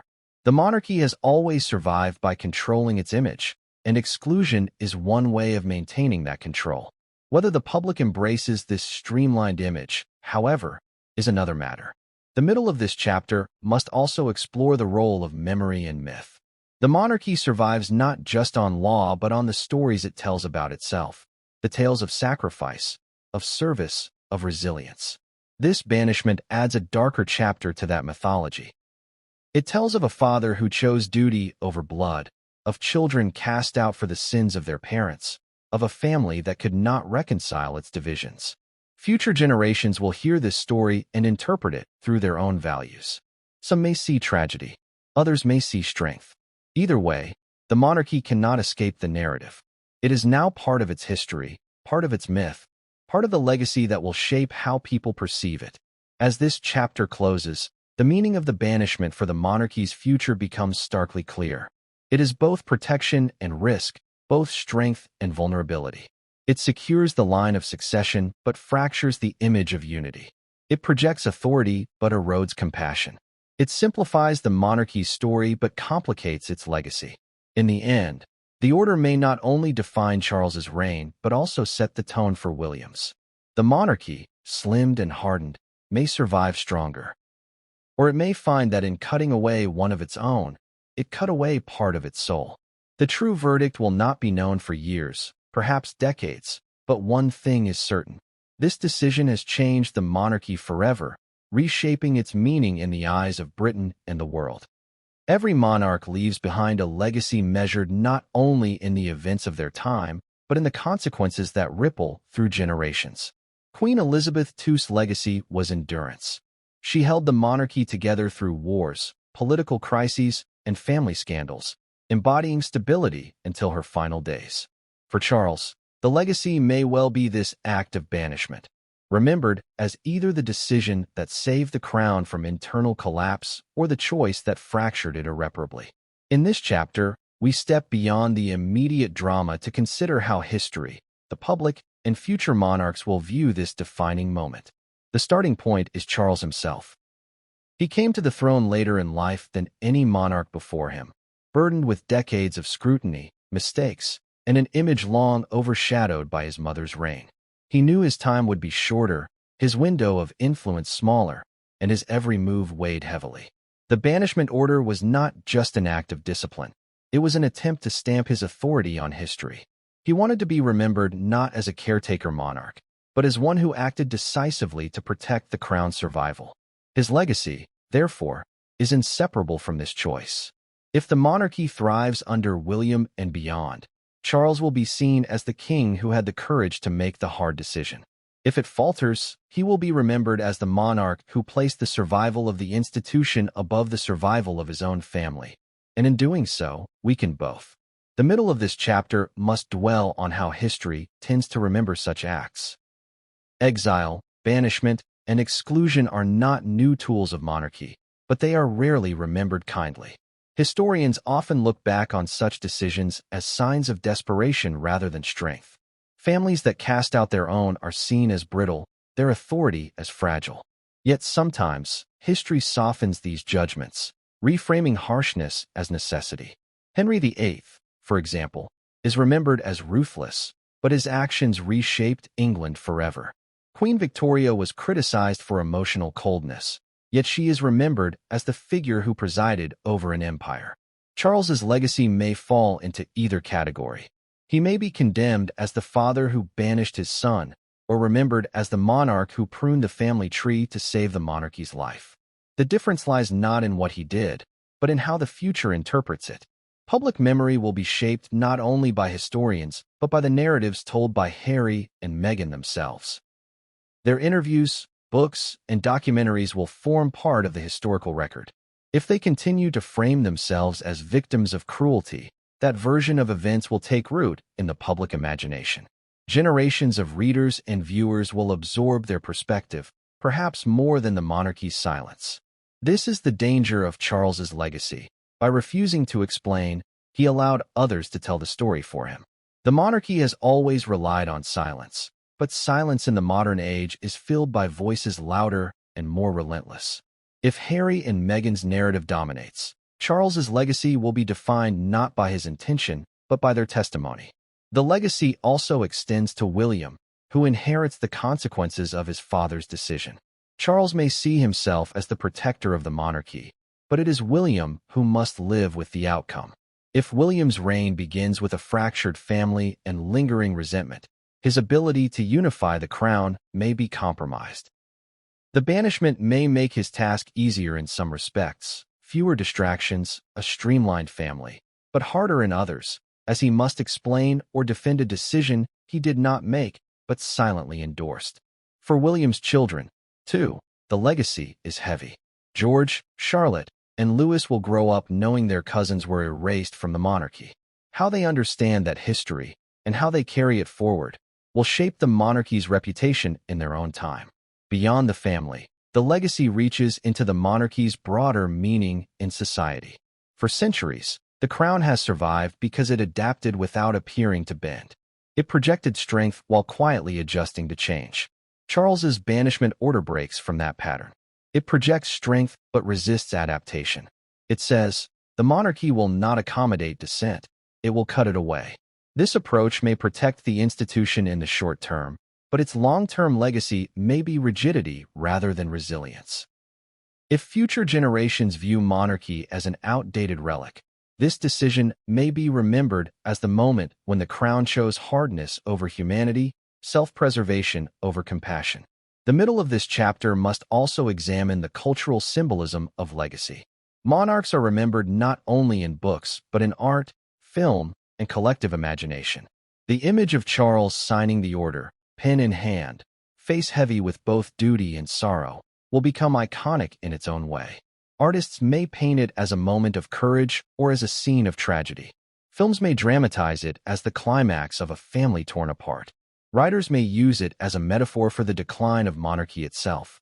Charles's legacy, then, will not be confined to facts but woven into stories, myths, and cultural memory. These stories will shape how people think of him long after the details are forgotten.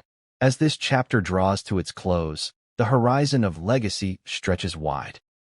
Charles's reign may be brief, but his decision has ensured that his impact will not be forgotten. Whether remembered as strength or cruelty, clarity or fracture, his legacy is now inseparable from this banishment. It will shape how his son rules, how his grandchildren are judged, how the monarchy itself is valued in the modern world. It may even determine whether monarchy survives another century or fades into the archives of history. Legacy is rarely kind, rarely simple, and rarely what one intends. Charles may hope to be remembered as the monarch who saved the crown, but history may remember him as the father who banished his family. That tension will linger long after his reign, ensuring that his name and his decision remain part of the monarchy's story forever.